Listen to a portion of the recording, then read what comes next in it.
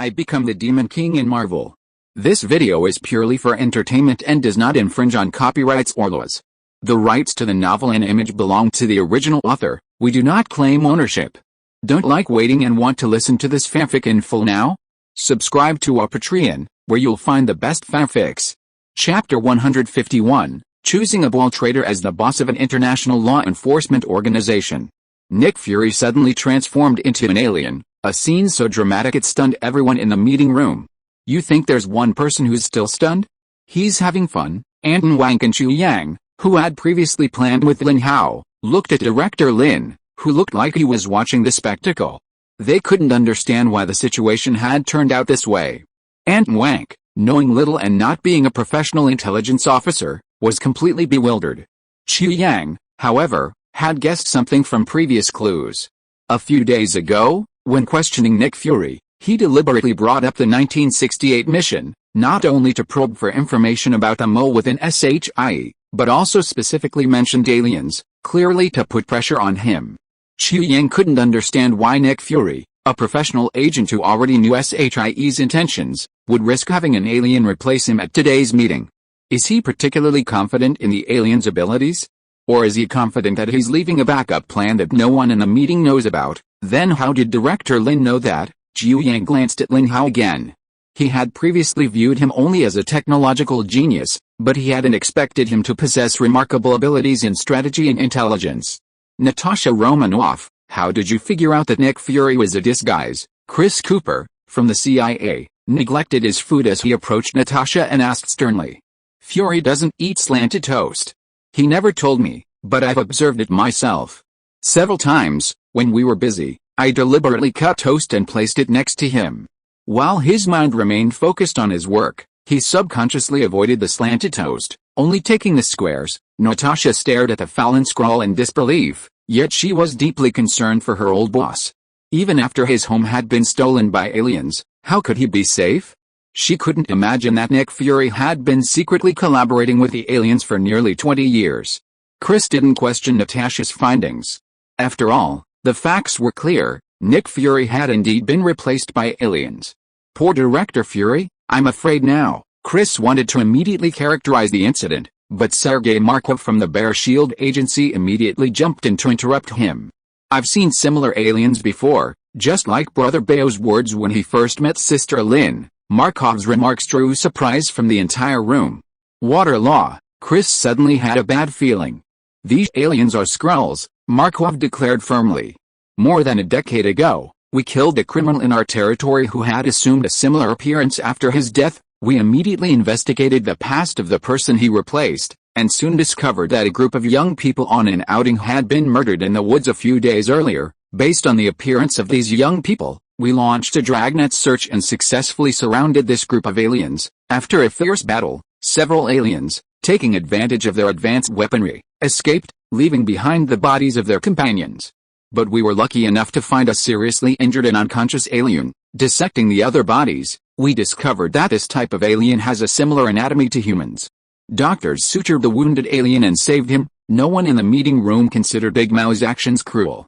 Not to mention that these were aliens. Even if they were Earthlings, Big Mao's actions were standard practice for intelligence agencies like theirs. Everyone could guess what would happen next. Now that they had the good fortune to capture a living alien, they would definitely use every possible means to pry open his mouth. The former KGB was a world-renowned intelligence organization. Big Mao inherited the vast majority of its legacy, and with the support of his former colleague, the Great Emperor, the reorganized Big Mao Security Bureau must have retained the essence of the KGB. The later establishment of the Bear Shield Bureau, modeled after the SHIE Bureau, must also have been an offshoot of the KGB. Is the Skrull's ability disguise? Chris immediately asked. It's not just disguise, it's complete replication at the genetic level, and they can copy the opponent's memories, and even collect their information media through physical contact, Markov replied. As he finished speaking, the conference room suddenly fell silent. So we can't even be sure if there are other Skrulls present, the British leader expressed the hesitation that lingered in everyone's hearts. Have you found a way to identify them? Chris immediately asked. Unless you witness a Skrull transform with your own eyes, you'll have to resort to rudimentary methods, Markov said casually. Once a Skrull sustains significant damage, they can't maintain their transformed form, and their blood will slowly turn from its disguised red back to blue. So, if you're extremely suspicious of someone, sever their aorta or amputate their finger, and you'll be able to tell who's who. The 4 nationalities, including the SHIELD, fell silent. This was a method only the unruly Big Mao could employ. Qu Yang immediately turned to look at Lin Hao, who gave him a slight nod, and then he breathed a sigh of relief. This meant the agency already had the proper means to identify Skrulls. Who in their right mind would sever an aorta or amputate a finger just because they were suspicious? The problem was, this identification method wasn't permanent, as Skrulls could easily contact their targets and disguise themselves. This is a problem. Not only do we have to clean out Hydra within SHIELD, but now we have to identify any other Skrulls who have infiltrated, Chris said, feeling overwhelmed. But I'm more curious if something really happened to Nick Fury, Markov said with a smile. Because the Skrulls told me they not only came to our country, but also to America. What do you mean? Chris and a group of American Eagle glared at him. Since we can catch Skrulls, your country's law enforcement must be no worse than ours, right? Markov glanced at the American Eagle and sneered. Why don't you ask your superiors if there's any relevant records in the database? If not, does that mean SHIELD was the one who took action? Then I'd like to know if SHIELD's database contains files from that operation, as well as intelligence on the Skrulls. What are you standing there for, Chris? Furious, shouted at Agent Sitwell, who stood quietly beside him. Go check. The result was beyond everyone's expectations. SHIELD had no records of the Skrulls. Only a single file from over a decade ago, with large areas of blacked out text. However, everyone saw in this file that the people who participated in the operation that year were Nick Fury and the rookie agent Phil Coulson, who had just joined the job. Nick Fury had disappeared, but Phil Coulson was still there. Coulson walked into the interrogation room again, but this time his identity had changed, and he sat in the position being interrogated. Phil Coulson, please explain the details of this mission. The intelligence officers from 5 countries in charge of the interrogation looked at him. The good guy was silent. I hope you understand that SHIELD is now led by the Joint Investigation Team, and we have a higher authority than Nick Fury, Chris shouted angrily. We encountered aliens during that operation. Compared to his admiration and loyalty to the boss, Coulson loves America more. Wow, it turns out that Nick Fury has cooperated with the Skrulls for a long time, Lin Hao, a fun-loving man, said with an exaggerated expression. It is not clear whether he is Hydra or not, but it is certain that he is a traitor. Tisk. We actually chose a traitor to be the boss of an international law enforcement organization. What Mr. Lynch said is not accurate, the leader of the Big Hairy team corrected. The proposal to appoint Nick Fury was unilaterally put forward by the United States, and both our countries voted against it. Really? Lin Hao pretended to be surprised. The leader of the British team turned around and snorted at the leader of the American team. The leader of the Gallic team quietly took a step back, leaving the lonely American leader with a sullen face.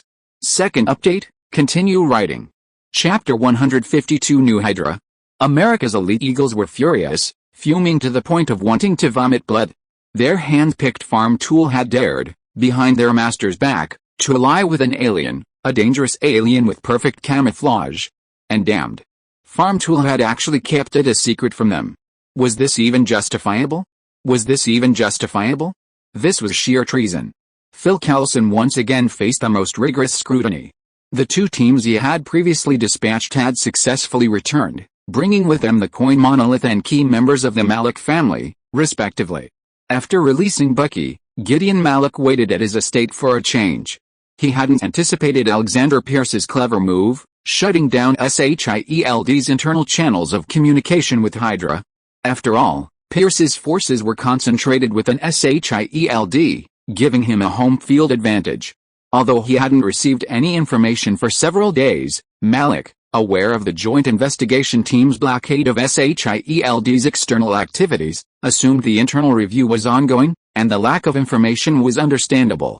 He wanted to use the JIT to eliminate Pierce's forces, but he had no intention of exposing himself, so naturally, he wouldn't frequently contact his own SHIELD personnel. So, he didn't realize he was being tricked. All of Malik's supposedly trusted subordinates came forward, and he didn't expect Zola to assist, even though he had no grudge against her. Then, Malik waited for his fate to arrive. JIT guards, along with CIA and FBI agents, raided his estate, eliminated his armed guards, and captured him and his key personnel. Many ancient records related to Hydra were indeed recovered from Malik's family, Chris said, his face grim. America had made one mistake after another regarding SHIELD, bringing disgrace to its status as a world power. Not only were Hydra clans now sheltering in America, but they also discovered a formidable alien threat, secretly undermining them. It was truly a shambles. The SHIELD brand is already tarnished. I think we should disband and divide the belongings, Lin Hao chuckled. Just divide it up proportionally based on the amount of dues paid by each country in previous years. No, the American leader immediately jumped up. They could do without the SHIELD brand, but similar organizations must be re-established. Otherwise, all the years of overdue funding would leave them with nothing. If SHIELD collapsed, they would gain nothing but debts, a complete loss of both the wife and the army. Meeting the unfriendly glances of the other four, the American leader gave a bitter smile. We already know that Earth is under threat from the Skrulls. If we don't preserve such an international organization, we'll probably play right into the aliens' hands. As the 5 most powerful nations in the world, we must strengthen cooperation and join forces to resist the alien invasion. Even the accustomed to arbitrary power, America had its moments of humbleness, seeking cooperation. Perhaps the shock of the Skrulls was too profound, and the Gallic leader immediately echoed, I also think a similar international organization should be maintained. It couldn't be helped. They were the weakest of the 5 great powers. If Charles de Gaulle hadn't supported them back then, they wouldn't even be treated as victorious nations. If they were to split up and each fend for themselves, the Gallic people wouldn't be able to withstand the alien invasion on their own.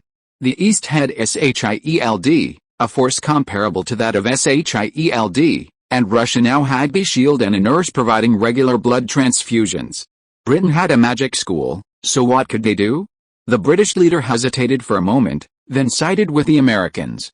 The magic school had only just been built, and the first class wouldn't graduate until 7 years later. Recent years of deindustrialization and demilitarization had made Britain's military a laughingstock, and they, too, needed international support to protect themselves. All right, 3 votes have been cast. The American leader breathed a sigh of relief, cheerfully stating, I believe the World Security Council's resolution will be the same. Lin Hao fell silent, and the big hairy leader glanced at him thoughtfully. Mr. Lin is right. SHIELD's reputation is indeed tarnished. The American representative, returning the favor, smiled and said, after we've vetted all the agents, we'll establish a new organization. Since it's a new organization, we can't continue with the old management model.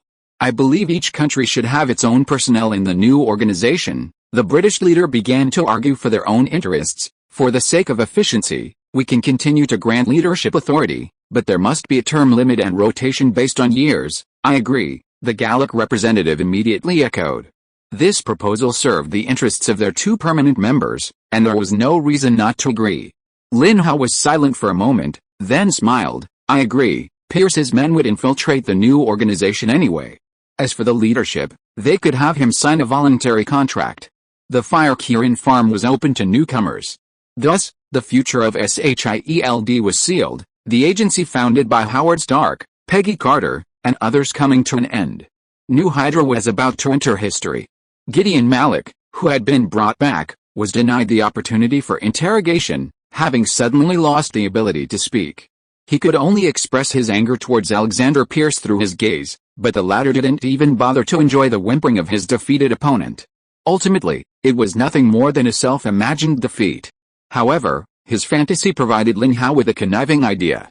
So, can Hydra truly grant its believers superpowers? The intelligence officers and internal auditors of the Joint Investigation Team continued to clean up SHIELD's databases and conduct personnel audits. Meanwhile, researchers, including Lin Hao and Vanko, gathered at the Koan monolith, attempting to uncover its secrets and the whereabouts of Hydra. According to SHIELD's previous research records, this stone cannot be cut by Earth technology, and its transformation into liquid occurs at irregular intervals, and Vanko had never encountered this strange stone during his time at SHIELD. Why not put a few locators or remote-controlled robots in the cabinet? Someone suggested. But someone immediately pulled out SHIELD's previous research records. They've done similar experiments before, and received no signal feedback at all. The earliest transmitter was swallowed up 30 years ago, which means the target isn't in our solar system, or even in a nearby galaxy. Let's give it a try, Lin Hao suddenly said. We need to witness its amazing properties anyway.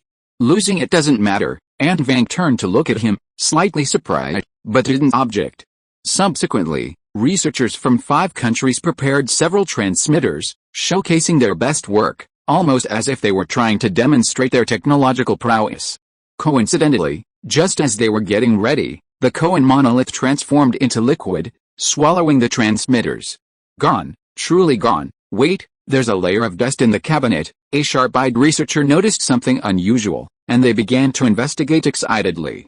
Lin Hao, who already knew the answer, wasn't particularly interested. As the leader of a national team, he had the authority to delegate such trivial matters to his assistants. An Vang, having a moment's free time, came over to chat quietly with Lin Hao. Director Lin, there's a scroll among us, Lin Hao said casually.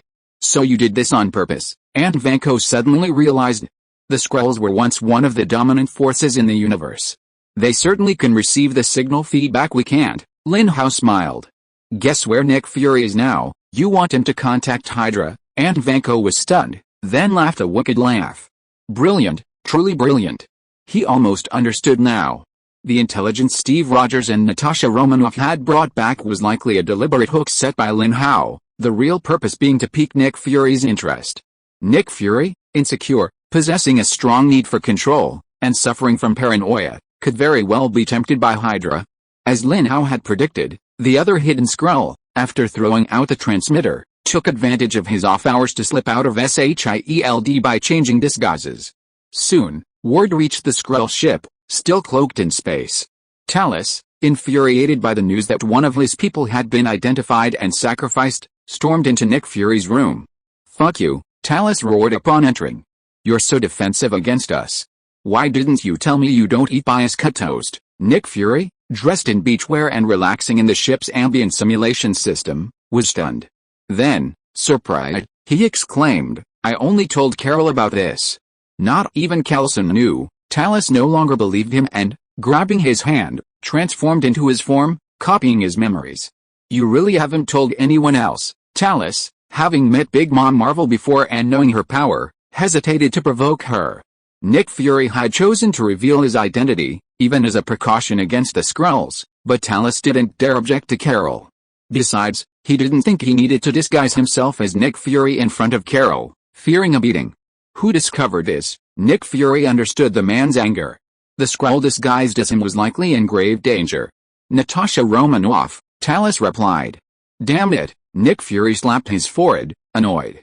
She must have secretly discovered my behavior. I'm so sorry, it was an oversight. Now living under someone else's roof, and with no way back, Black Boiled Egg was naturally flexible and offered a sincere apology. Talos stared at him, wanting to strike him down, but he pinned the Skrull's hopes of securing a habitat on Earth on Nick Fury, and couldn't afford to break up. Between being a coward and accepting the insult, he chose to accept the insult. Here's another piece of information. Talos tossed the transparent board over. Nick Fury clicked on it and soon his eyes lit up with shock. Is Hydra actually a real creature? The core monolith can actually connect to the dimension where Hydra resides. Talos, he immediately looked up, his gaze blazing. Can your spaceship receive a signal? You want to find this monster? Talos immediately understood his intention. Nick Fury nodded solemnly. Earth is becoming increasingly dangerous. America is already on the brink. Now, Hydra might have a new host. Chapter 153 Captain America recruits Ghost Rider. Johnny Blazer is a motorcyclist who lives with his father, Patton, and makes a living performing motorcycle stunts in a circus. However, when Johnny was 17, his father, Patton, was diagnosed with a terminal illness and was nearing death. Just then, an old man in a suit and a walking stick approached him, promising to cure his father's illness if he signed a contract and sold his soul. Desperate, young Johnny signed the contract, and the old man's words came true. Johnny's father, Patton, miraculously recovered, his illness completely gone. But this joy lasted only a day. The next day, Patton died in an accident during a performance. Johnny then realized that the old man was the legendary devil, and that anyone who signed a pact with the devil would never have a good ending. While the devil would ostensibly fulfill his promises, he would always seek redress elsewhere. Poor Johnny, he encountered the true devil, not the great demon Lin Hao. While his daily life would have been difficult, at least his father would have survived. Houston, Texas. Today, an extreme sports show will take place at the Houston Coliseum. A motorcyclist known as Fire Johnny will fly his motorcycle across 10 rotating helicopters. This thrilling spectacle has attracted a huge and enthusiastic crowd. All tickets sold out 2 weeks ago, and in the days leading up to the event, private sales have skyrocketed, exceeding the original price by more than double. If it weren't for the stadium's prohibition on unauthorized renovations, the organizers would have installed scaffolding on the auditorium and forcibly added another layer of seats above the audience. On the day of the show, the stadium was packed. 2 ramps had been laid out on the lawn, with 10 helicopters parked in the middle. As night fell, the lights came on, with 2 rows of lights on either side of the ramps, and each helicopter also had its headlights illuminated. As the helicopter rotors began to rotate, screams erupted from the stadium. Johnny! Johnny! Johnny! The entire audience eagerly awaited Johnny Blaze's appearance. Whether he succeeded or failed, it would be an emotional release. Succeed, they could marvel at him and brag to their friends back home. Fail, they could witness the stunning sight of a human body being shredded by helicopter rotors, a once-in-a-lifetime experience they could boast to their friends. This is why extreme sports performances attract audiences who pay generously for tickets. Although the performances often last only a moment, they maintain a tense anticipation, followed by a burst of adrenaline and intense pleasure. Johnny, clad in a flaming motorcycle suit, appeared on the starting platform at the controls, the engine humming. Johnny! Johnny! Johnny! The stadium erupted in roaring cheers again. The authentic Steve Rogers, wearing a baseball cap, sat in the audience, standing out from the crowd, who stood up and shouted excitedly. He had just returned to Earth after studying magic in Asgard. Before departure, Odin, per Lin Hao's request, offered Steve many practical suggestions. For example, he should first establish a base, gather as many like-minded individuals as possible, and then gradually realize his dream of changing America. Steve thought Odin's advice was sound, but he didn't know much about America 60 years later, so he asked Odin where a suitable base would be. Odin sent him to Texas, specifically directing him to find Johnny Blaze. Before leaving, he gave him several books, such as Building a Base and Why Local Governments in America Can Exist. After reading these books, Steve was deeply moved, as if he had been enlightened. He remembered the help Odin and Asgard had shown him, and realized that Odin, a god king who had lived for over 5,000 years, would never act without purpose. Since he had asked him to find Johnny Blaze, he must have had his reasons. Steve was prepared to spend a considerable amount of time searching, but he didn't expect Johnny Blaze to be a celebrity. It didn't take him long to find out that he was hosting an extreme speed car show at the Houston Coliseum, and he immediately sought him out. The ticket scalper, intent on ripping Steve off, ended up giving him a free ticket and, for no apparent reason, turning himself into the police. He wept bitterly, revealing every misdeed he had committed over the years. He was delighted, for he would have free food and lodging for decades to come, and a hemorrhoid-free anus. Steve, now ticketed, changed his demeanor and arrived at the stadium in style. Johnny, perched on the starting platform, had mastered the art of controlling the crowd. After building momentum, he suddenly released the brakes and lowered his weight. The motorcycle's rear wheel gripped the ground, generating immense momentum, carrying Johnny down. After a sharp downward acceleration, the motorcycle suddenly rose, sprinting towards the uphill slope. Reaching the apex, inertia carried it forward. At that moment, the entire stadium fell silent. Every spectator's eyes were fixed on Johnny, soaring through the air, eager for both success and failure. Even Steve was watching. Strange, he actually has a magical aura about him. Steve's gaze lit up with anticipation. He didn't care about Johnny's success or failure, he simply hoped to see more of his unique qualities. Anyone favored by the Asgardian God King must have something special. A little car show was certainly no problem.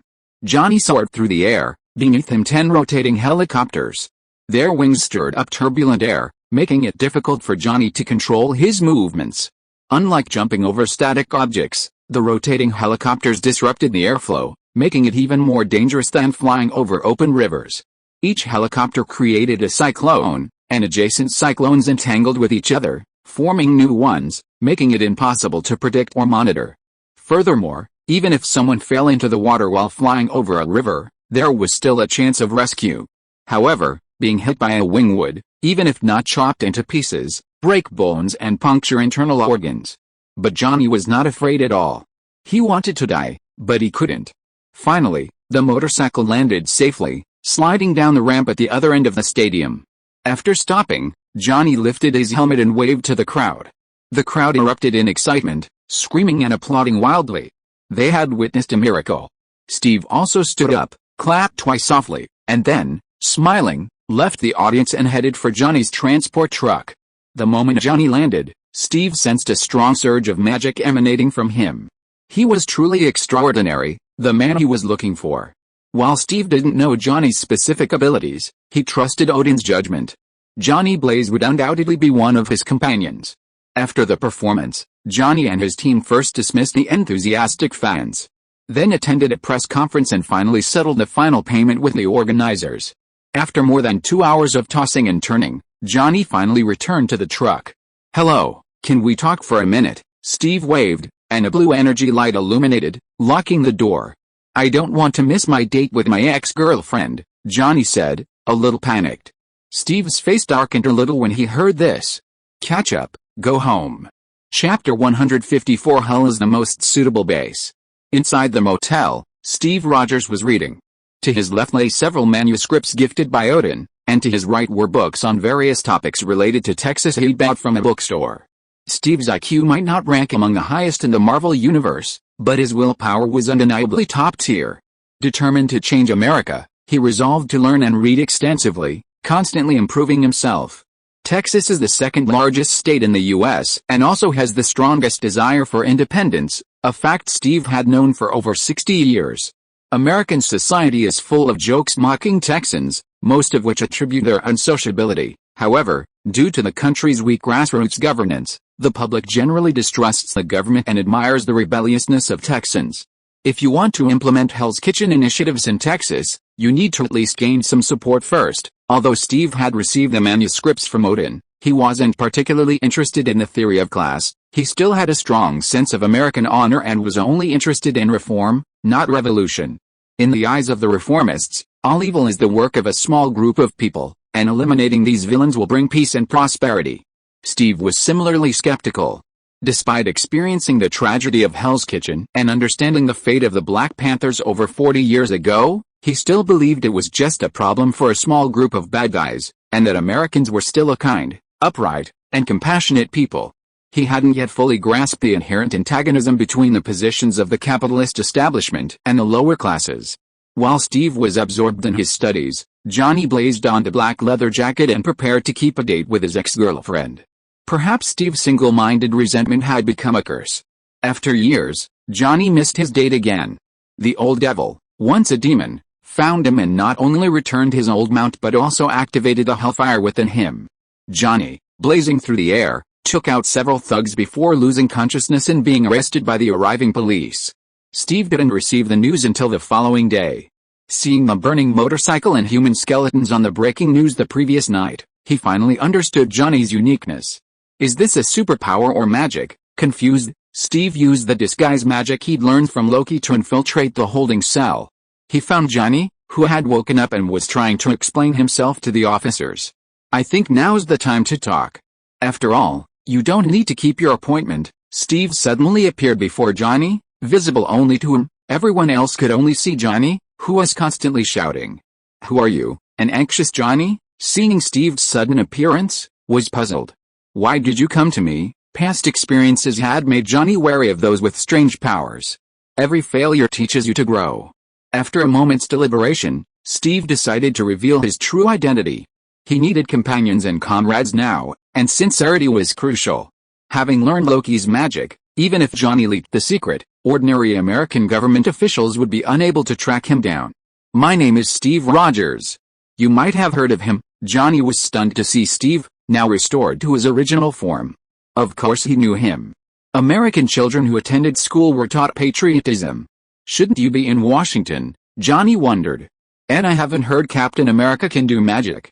You must be using magic, right? He gestured to his fellow inmates, who hadn't noticed anything unusual, and asked Steve curiously, have you also been accepted into Hogwarts School of Witchcraft and Wizardry? What school? Steve had just returned from Asgard. He had been immersed in magic for a while, and wasn't very familiar with the current situation on Earth. With Hogwarts reopening, its popularity had waned. Tom couldn't broadcast his classes live, and the British didn't want the outside world to know too much about the school's secrets, so they were deliberately keeping it under wraps. It was their legacy. In the 2 or 3 days since his return, Steve had watched TV and browsed the internet, but he hadn't seen any news about Hogwarts. It's a magic school in England, and the principal's a wizard who's been around for centuries. Johnny began to introduce it to Steve. When Hogwarts first opened, Johnny considered seeking a wizard to remove the curse from his body. However, Tom hadn't published his contact information, leaving the outside world in the dark about how to contact Hogwarts. A mere biker couldn't possibly reach the upper echelons of power. As he spoke, his eyes lit up as he looked at Steve. Why go far? The man before him was a wizard. You're a wizard, right? Johnny asked expectantly. I know a little magic, but I wouldn't be considered a wizard, Steve confessed. Besides, I'm not Captain America from this universe. I must be from another parallel universe. Steve never doubted his identity as the fake captain. Some might ask why he bothered saving the Americans of this universe when he clearly believed he belonged to another. If Steve's patriotism was limited to individuals within a specific universe, rather than the American nation at large, he wouldn't deserve the title Captain America. Johnny didn't care where he came from, he simply wanted to use magic to remove the curse from him. Can you help me remove the curse? Johnny eagerly recounted his condition. When I was 17, an old man presented me with a contract. During his time in Asgard, Steve had not only learned magic but also gained a wealth of cosmic knowledge. Marvel's magic system is inherently inseparable from the dimensional demons. Although Loki learned magic from Queen Frigga, he still needed to have a certain understanding of other factions. Otherwise, upon encountering other magicians after completing his studies, he wouldn't be killed on first sight. So, the moment he heard this, something felt wrong. The old man you signed a contract with is likely from the Hell dimension. Hell isn't some mythical place, but a real place. At this, Steve suddenly woke up. Hell? Yes. Hell. So the God King sent me to Johnny to tell me that Hell is the most suitable base. Steve finally understood Odin's intention. He had already learned the characteristics of a suitable base in the book Constructing a Base. First, it had to avoid areas where enemy forces were entrenched. Second, it had to be concealed, which was even more important in this age of satellites. The American mainland doesn't have such conditions. Even the most concealed base will be bombarded with missiles as soon as its location is exposed. But what if the base is placed in another dimension of Hell? Chapter 155 The skeleton comes to life? That's right. If we place our base in another dimension, not only will it be undetectable, but we can also transfer personnel and supplies at any time. Steve's thoughts grew increasingly excited, as if he had already seen the dawn of victory. The data says the Hell dimension is vast, with global entrances and exits, making it easy for our comrades to maneuver across America. And the God King said that Hell is now ownerless, divided among lords of varying sizes. We can find a way to eliminate a smaller lord. As for the harsh environment, it can be transformed through magic. Steve didn't envision himself following the township surrounding the city's strategy. His envisioned base was simply a temporary storage point or barracks for supplies and personnel. Currently, Steve still had the mindset of a soldier, at most a military commander, and wasn't ready for leadership. He envisioned a campaign similar to the Howling Commandos during World War II. He would lead his comrades on decapitation missions, gradually eliminating the evil enemy and inspiring the American people to rise up and build a better America. This was the naivete of the reformists. Johnny was speechless as he watched Steve sink into his own self-congratulation. He added lightly, the old man who signed the contract with me calls himself Mephisto. Murphy. Steve's cheerful expression froze. He turned and stared at Johnny. Murphy what? Mephisto. I've done some research over the years, and he's supposed to be a powerful lord of hell. Johnny glanced at Steve. Steve, having obtained more comprehensive information from Odin, grew more serious. Johnny, if you want to break your contract with Mephisto, it might not be enough just the two of us. We need help. Just as they were discussing how to deal with Mephisto, the Texas Rangers received a call reporting the discovery of several bodies reduced to charred skeletons at a roadhouse outside Austin. The Austin-based Texas Rangers immediately dispatched officers to the scene. Morris, have you heard? Andrew, sitting in the passenger seat, was chattering about a rumor he'd just heard at the office. A flaming skeleton appeared in Houston, and it's even on the state radio news. Andrew was a lively person, always sniffing out all sorts of gossip around the office. Morris, driving, was relatively quiet, speaking little at work, only willing to engage in conversation with acquaintances. I saw the news. We've seen kung fu masters and wizards, so now there's a flaming skeleton, so it's no surprise. Morris shook his head and sighed. The world is getting stranger and stranger. Although they were mounted police, times had changed, and the primary mode of transportation had become SUVs. It took them an hour from their Austin headquarters to reach the bar where the crime occurred, located on the Wilderness Highway. The caller had long since departed, leaving only an employee at a nearby gas station, curiously surveying the bar strewn with bodies. The American West was vast and sparsely populated. Aside from small towns, the only amenities like motels and bars were located near the gas stations along the highways. After parking, Morris and Andrew got out. Andrew called out to the gas station attendant at the door, "Hey, did you call the police?" The attendant turned, saw the officer, and quickly shook his head. "No, about an hour ago, a traveler came to the bar to rest after filling up his car. A few minutes later, he ran out, shouting there was a body. He called the police, but I didn't want to waste time going to the police station to give a statement." With that, he walked back to the gas station, which was over 200 meters away. Both officers understood the moral character of Americans and didn't force the issue, simply walking into the bar. It was a typical roadside bar, with a bar and a kitchen behind it. Upstairs was probably the owner's or staff's quarters. In the main hall, there were 2 rows of 6 tables. What was unusual was that sitting on the chairs were charred skeletons. These skeletons had lost all their flesh, but their clothes and shoes only had black marks, showing no signs of being burned.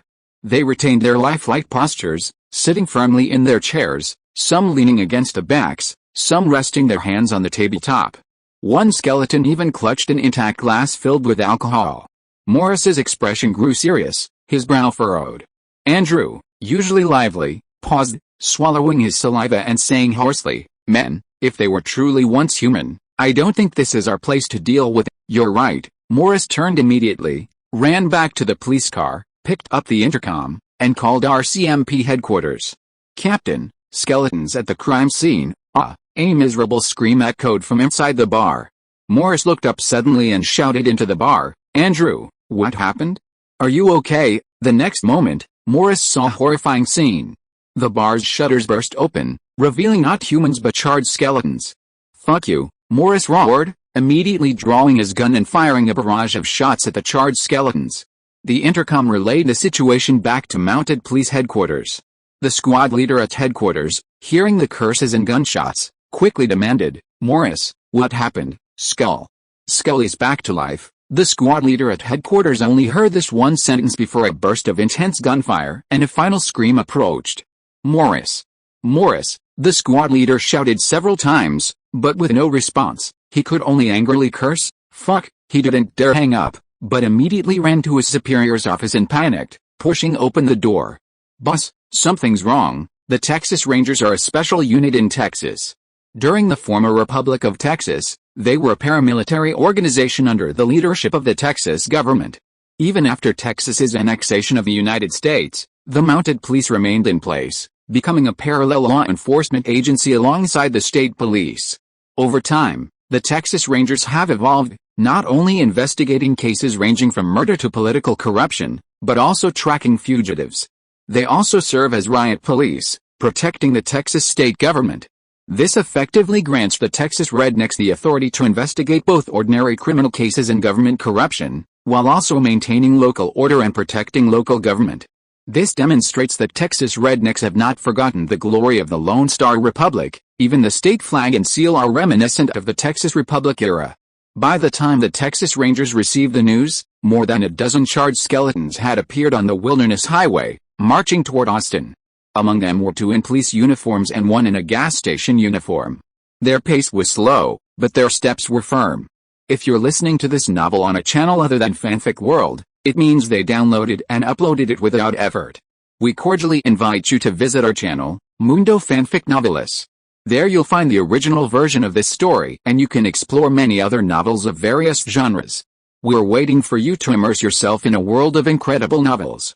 Chapter 156, Texas Blockade, Redneck Rage. A dozen charred skeletons trudged along the highway leading to Austin, their steps slow but steady. Last night, Mephisto's son, the Dark Demon, appeared in the wilderness. He happened upon this bar, curiously checking it out, and casually murdered the patrons and the bartender. The Dark Demon had come to Earth from the Hell Dimension specifically to obtain the St. Venganza contract. These dozen skeletons, a simple act, had caused a major problem for the Americans. It was like spitting and accidentally drowning a few ants. The Hell Dimension of the Marvel Universe is home to numerous demons and monsters. Powerful demons can even spawn legions of subordinate races simply by their unintentional aura. These black skeletons, casually created by the Dark Demon, were not particularly powerful, being immune to penetrating bullets. However, they possessed a particularly troublesome trait: they could spread like a zombie virus. The black skeletons were essentially the product of hellfire, lingering within them the power of hell. This force constantly shifted, scorching the flesh and destroying the soul. Only holy light, magic, or special supernatural powers can eliminate them. Of course, directly destroying the skeletons themselves would also eliminate their path of transmission. Vehicles on the highway quickly spotted the dozen or so walking black skeletons.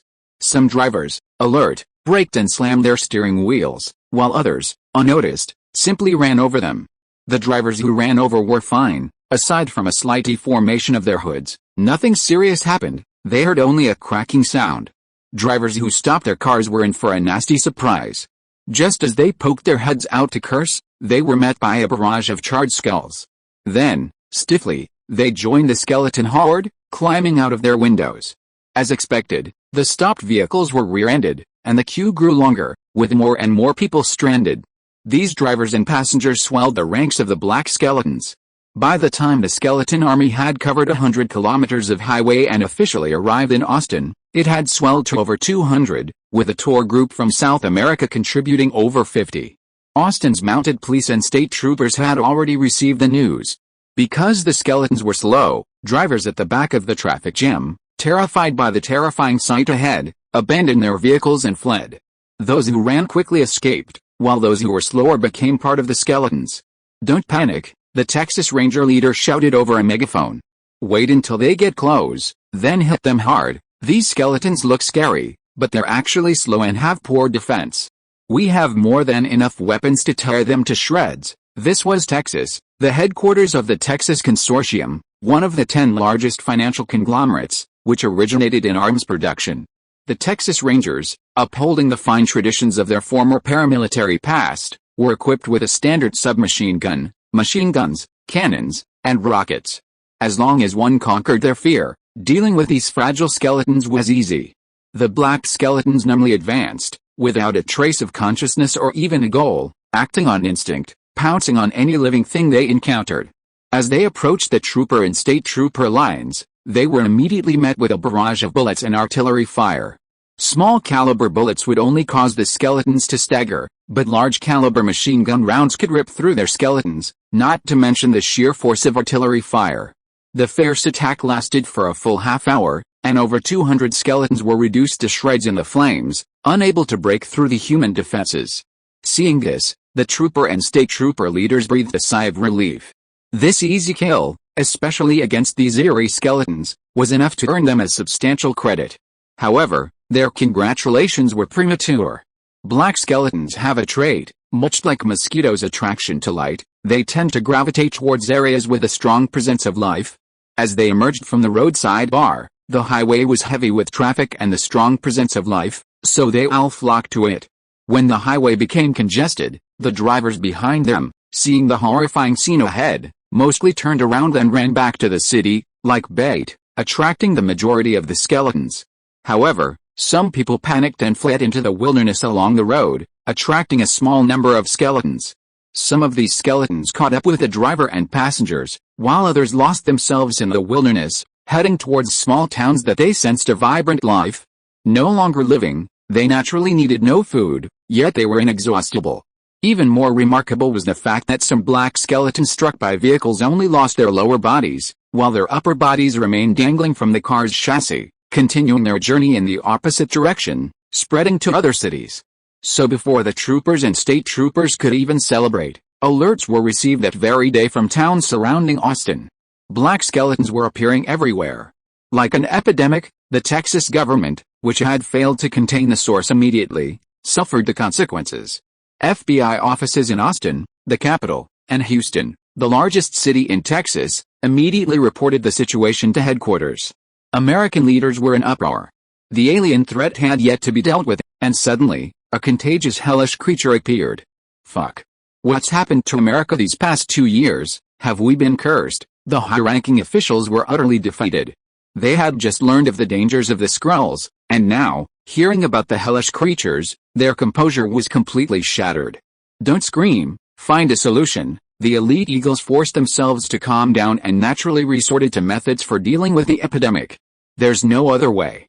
Notify all states bordering Texas and block traffic to prevent the hellish creatures from spreading. Some, of course, realized the potential negative consequences of this move. I'm afraid the rednecks will cause a commotion. If they do, let them wipe out the Skrulls first. From the footage available so far, it was clear that the black Skrulls, while easily eliminated with weapons, could transmit their eerie flames to a living person in the blink of an eye, transforming them into black Skrulls in an instant, leaving them with no chance of rescue. To the high-ranking officials who valued their lives, such terrifying hellish creatures posed no less of a threat than the Skrulls, who could transform at will. No matter how many labels they often ascribe to themselves, they know deep down that they are merely ordinary people. Such an equal and efficient method of death offers even the most powerful a kind of fairness they are unwilling to accept. Following the order, New Mexico, Oklahoma, Arkansas, and Louisiana, all bordering Texas, sprang into action, deploying numerous military and police forces to establish perimeters along their borders, guarding against the spread of the Black Skulls. Because the Black Skulls are slow, even slower than a normal human, they remain concentrated in the area around Austin. However, this area is vast, and America's vast landmass and sparse population have become a disadvantage. Coupled with weak grassroots control, the Texas state government has no idea how many Black Skulls there are within its borders. The Black Skull threat has yet to spread throughout Texas, and the federal government's lockdown order has only inflamed the fractious rednecks. Fuck. The federal government wants us all to be eaten by monsters. Resist. We must resist federal tyranny. Independence. Texas must be independent. Rednecks unearthed their Lone Star flags from their homes and took to the streets in protest.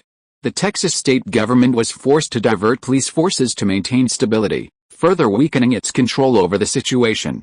There will be at least 3 updates per day, and more as time permits. Chapter 157 The Brave Witch Demon. Fresh out of the police holding cell, Steve Rogers saw protesters on the street. After asking a few passers-by, he finally understood what was happening. Last night, just as the witch heart demon had appeared, his father, Mephisto, had found Johnny Blaze. The flame skeleton had killed someone in the middle of the night, and Johnny had been taken to the holding cell after losing consciousness. Houston was southeast of Austin. While the black skeletons couldn't reach them quickly, the federal government's order to lock down Texas had spread rapidly throughout the state. Naturally, protests erupted in Houston, the largest city in Texas and the 4th largest in the United States. Black skeletons, Steve frowned. They're definitely creatures from hell. If they spread, we'll be in big trouble. Realizing this, Steve immediately headed for the suburbs on his used motorcycle. Arriving at the deserted wilderness, Steve shouted to the sky, "Heimdall, please inform Thor. I need his help." Steve was no pushover. He wouldn't charge into an enemy he knew he couldn't defeat. Now, with the safety of Texas residents and potentially even the entire United States at stake, he naturally wouldn't hesitate. Not long after, the Rainbow Bridge descended, revealing Thor. "Steve, is there a fight?" Thor swung his hammer twice, his face eager to fight. "Yes, the enemy is Mephisto, the Lord of Hell," Steve replied frankly.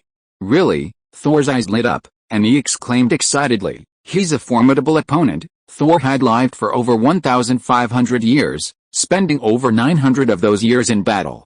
He had a deep understanding of the creatures of the 9 realms and the races of the universe. While Thor had no interest in humanities or technology, he had a keen memory of the powerful individuals in the star region surrounding the Nine Realms. Odin and Frigga had clearly warned their sons not to provoke powerful individuals when they were weak. Before activating the power of Thor, Thor would have been simply reckless, but now he possessed the confidence of strength. Change your attire first. I'll modify your appearance. You're a wanted criminal, just like me. Steve used magic to alter Thor's features. What a hassle. I've repeatedly asked my father to attack this disgusting country, but he always says the time isn't right, Thor muttered. Steve didn't react much to these words, as Thor, a big mouth, had already said this countless times during his time learning magic from Loki. Steve was inevitably a little anxious, hoping to quickly transform America, then capture those who had targeted Thor and bring them to Thor's disposal. This would surely appease Thor's anger. Those disgusting individuals were the very ones Steve intended to eliminate. At that moment, Steve didn't realize that his target encompassed all of America's major corporations. He assumed the bad guys were just a small minority. The two of them changed their appearances and returned to Houston. That night, Johnny, still in the holding cell, transformed again. After judging several of his closest associates for serious crimes, he broke out of the police station. He heard Mephisto's call and sensed the threat of the witch's heart demon. Johnny's mount, engulfed in flames, automatically drove to the police station's gates. A flaming skeleton, atop a flaming motorcycle, sped through the city streets. Last night, when Johnny transformed for the first time, there were few spectators. Aside from the few thugs he had judged and killed, there were only reporters who had rushed to the scene after receiving the news. Most people watched on television. Today was different. The area surrounding the Houston City Hall and Police Department was filled with protesters, not satisfied with the day's activities, and continuing their revelry into the evening. That was when Ghost Rider made his spectacular appearance, slamming into their ranks and slamming into the crowd. He instantly became the center of attention. Regardless of their protests, the crowds jumped into their cars, started their engines, and gave chase. Chase it. Don't let the monster get away, a fire-breathing skeleton, so cool. I want his motorcycle, guys, go grab it. What kind of people could these so-called protesters, who stayed out late at night and continued to revel in the streets, be? They were all young people who were desperate for chaos, full of energy and nowhere to vent. They were taking drugs, drinking, and pursuing anything exciting. If the rednecks who protested during the day had some political agenda, these young people were simply letting off steam. Thor, our target has appeared. Steve, who had been waiting outside the police station, quickly followed Thor on his motorcycle. Seeing so many young people joining in the fun, Steve couldn't bear it. He raised a hand and cast a spell. Green energy spread, causing them to hallucinate and veer off into different streets. Thor didn't care about the lives of these Americans. His temperament would have been to fly up, but Steve didn't want to be too conspicuous and attract attention, and he didn't want to alert Mephisto too early. Two motorcycles raced toward the outskirts, one in front and one behind. This time, the Ghost Rider's attraction wasn't Mephisto, but the Witch Inner Demon. Last night, after Johnny transformed for the first time, the Witch Inner Demon discovered his identity and, unexpectedly, even learned the identity of his ex-girlfriend. The Witch Inner Demon then dispatched the four demons, Earth, Water, Fire, and Wind, to capture Johnny's ex-girlfriend, attempting to coerce her into obtaining the Samvanganza contract. The so-called Samvanganza contract was a scheme Mephisto had orchestrated over millennia. He had secretly cultivated a village, persuading its 3,000 inhabitants to devoutly believe in God. The operation was simple. Mephisto simply caused trouble for the villagers, then disguised himself as a priest and performed miracles, and the ignorant villagers would naturally become devout believers. He had nurtured these 3,000 villagers into saints. In heaven's eyes, these were the purest souls, destined to ascend to heaven after death as winged angels, spreading the Lord's gospel throughout the world. Heaven favored these pure souls, and hell was no exception. Guiding the corruption of pure souls not only slaps heaven in the face, but also massively boosts the power of the devil upon consumption. After the leeks have been well groomed, Mephisto begins the harvest. He has induced 3,000 villagers to sign contracts with the devil, tempting these devout believers to fall. His goal isn't to absorb them, but to harness these immensely powerful souls to craft powerful artifacts, completely opening the gates of hell and transforming the human world into a mortal realm. He aims to increase his power by expanding his territory. Unfortunately, Just as his plans are about to be thwarted, the previous Ghost Rider discovers Mephisto's scheme, steals the Saint Venganza contract, and goes into hiding, temporarily thwarting his plans. His son, the Witch-Heart Demon, stumbles upon his father's original plan and becomes deeply intrigued. He seeks to find the contract and continue his father's unfinished work. This isn't a story of loving father and son, but rather a story of father and son's farewell. Hell is now without a master, divided among the various lords. As Mephisto's son, the Witch-Heart Demon desperately desires to inherit his father's territory and power.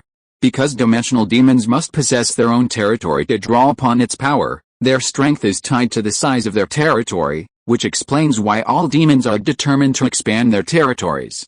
Wu Xingmo, fearless and intrepid, plans to transform Earth into hell after obtaining the Saint Venganza contract. Once he strengthens, he'll counterattack hell, defeat his father, seize his throne, and even unify hell to become the new Satan. Ignorance is bliss, and Wu Xingmo is truly courageous.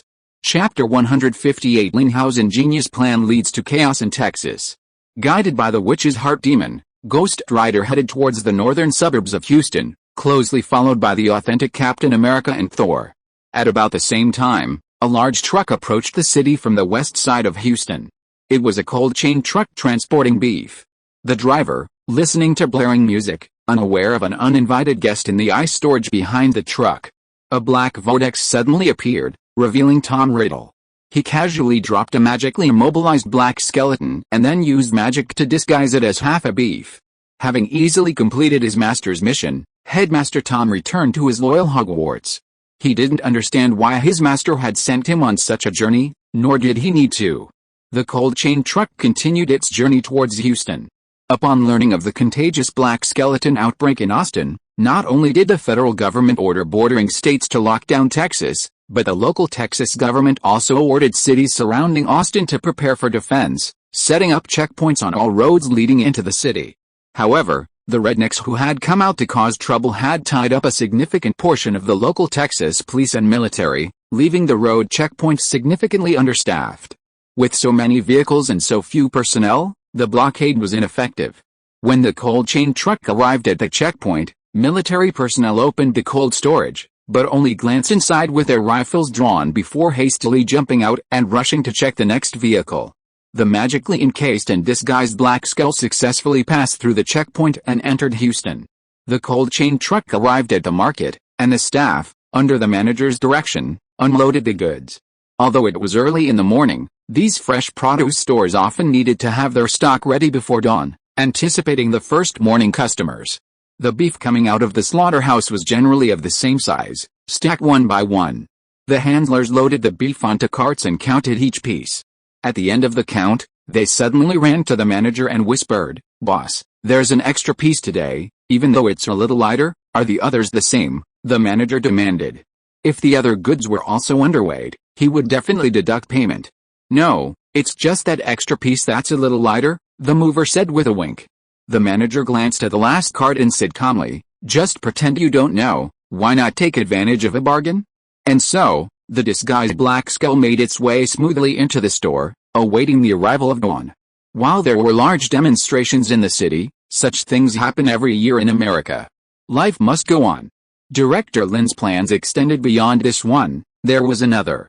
Johnny Blaze's ex-girlfriend, Roxanne, was now a reporter for a small Houston TV station. She wasn't a big name, relying on her youth and good figure for a bit of flair. Yesterday, she went down to interview her ex-boyfriend about his car stunts. She'd known before the assignment that Johnny was coming to Houston, and she hadn't refused the mandate, perhaps out of a sense of nostalgia.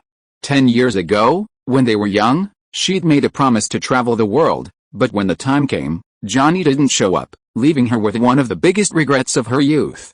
After meeting yesterday, she couldn't resist the yearning, and her old feelings rekindled.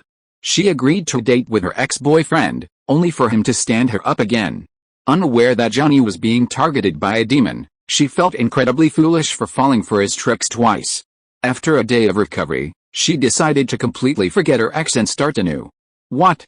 I want you to interview me at Mickelson Manor." Roshan was surprised to receive a late-night call from her immediate superior. "Are you sure?" "You're sure it's Mickelson Manor?" "Of course, the director has been invited." Just go there, the guard will let you in. There was no one on the other end of the line. The voice was actually Arnim Zola, lurking in the data network, impersonating Roshan's superior and speaking according to his master's script. Remember, dress appropriately. Roshan was incredulous, and she double-checked. Are you sure it's Mickelson Manor, not somewhere else? Yes, I'm sure. Just drive up to the gate, and I guarantee the guard will let you in, Zola said. Okay, I'll get ready. Although still in disbelief, Roshan had no choice but to make the trip after receiving a call from her superiors. She quickly jumped out of bed and changed into her best dress. Why was she so surprised? Because Mickelson Manor was the seat of the Mickelson family, the second largest family in the Texas Consortium. Although the Texas Consortium ranked last among the 10 largest American conglomerates, this was due to their late rise, having gained a place among the top 10 by expanding into the oil and arms trade during World War II. While the Texas Consortium was often scorned and despised by established conglomerates, aside from the Rockefeller, Morgan, and Citigroup conglomerates, which relied on their financial might to hold them in check, the Texas Consortium, armed with guns, was truly unafraid of the others. In Texas, and indeed across the country, the arms giant of the Texas Consortium was a behemoth beyond the reach of ordinary people. As the second largest family within the Texas Consortium, the Mickelson family was naturally not something a small reporter could easily interview. Roshan arrived at the Mickelson Manor in a taxi, feeling uneasy. The driver, initially suspicious of her revealing attire, lost his temper upon hearing her destination. She was a plaything for powerful figures. Even if a mere taxi driver dared to indulge himself, he'd be in trouble. Hello, I'm Roshan Simpson, a reporter for Canal TV. I've been ordered by the station director to come here for an interview, Roshan said, looking anxiously at the heavily armed security guard. The guards at the Mickelson Manor were all regular soldiers.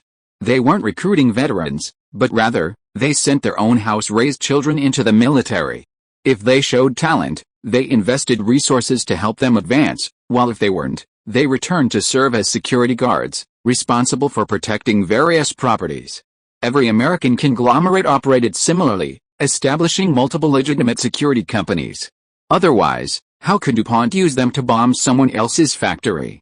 Upon hearing Roshan's introduction, the security guard at the manor began checking the day's invitations on his computer and surprisingly found Roshan's. You can go in, but he can't, the guard said coldly, pointing at the taxi driver. But the manor is a long way from here. Roshan glanced at her high heels, then at the winding, deep manor. A bitter expression on her face. Mickelson Manor occupied several nearby hills and the valleys within them. The walk from the gate to the compound was at least 2 kilometers, all uphill.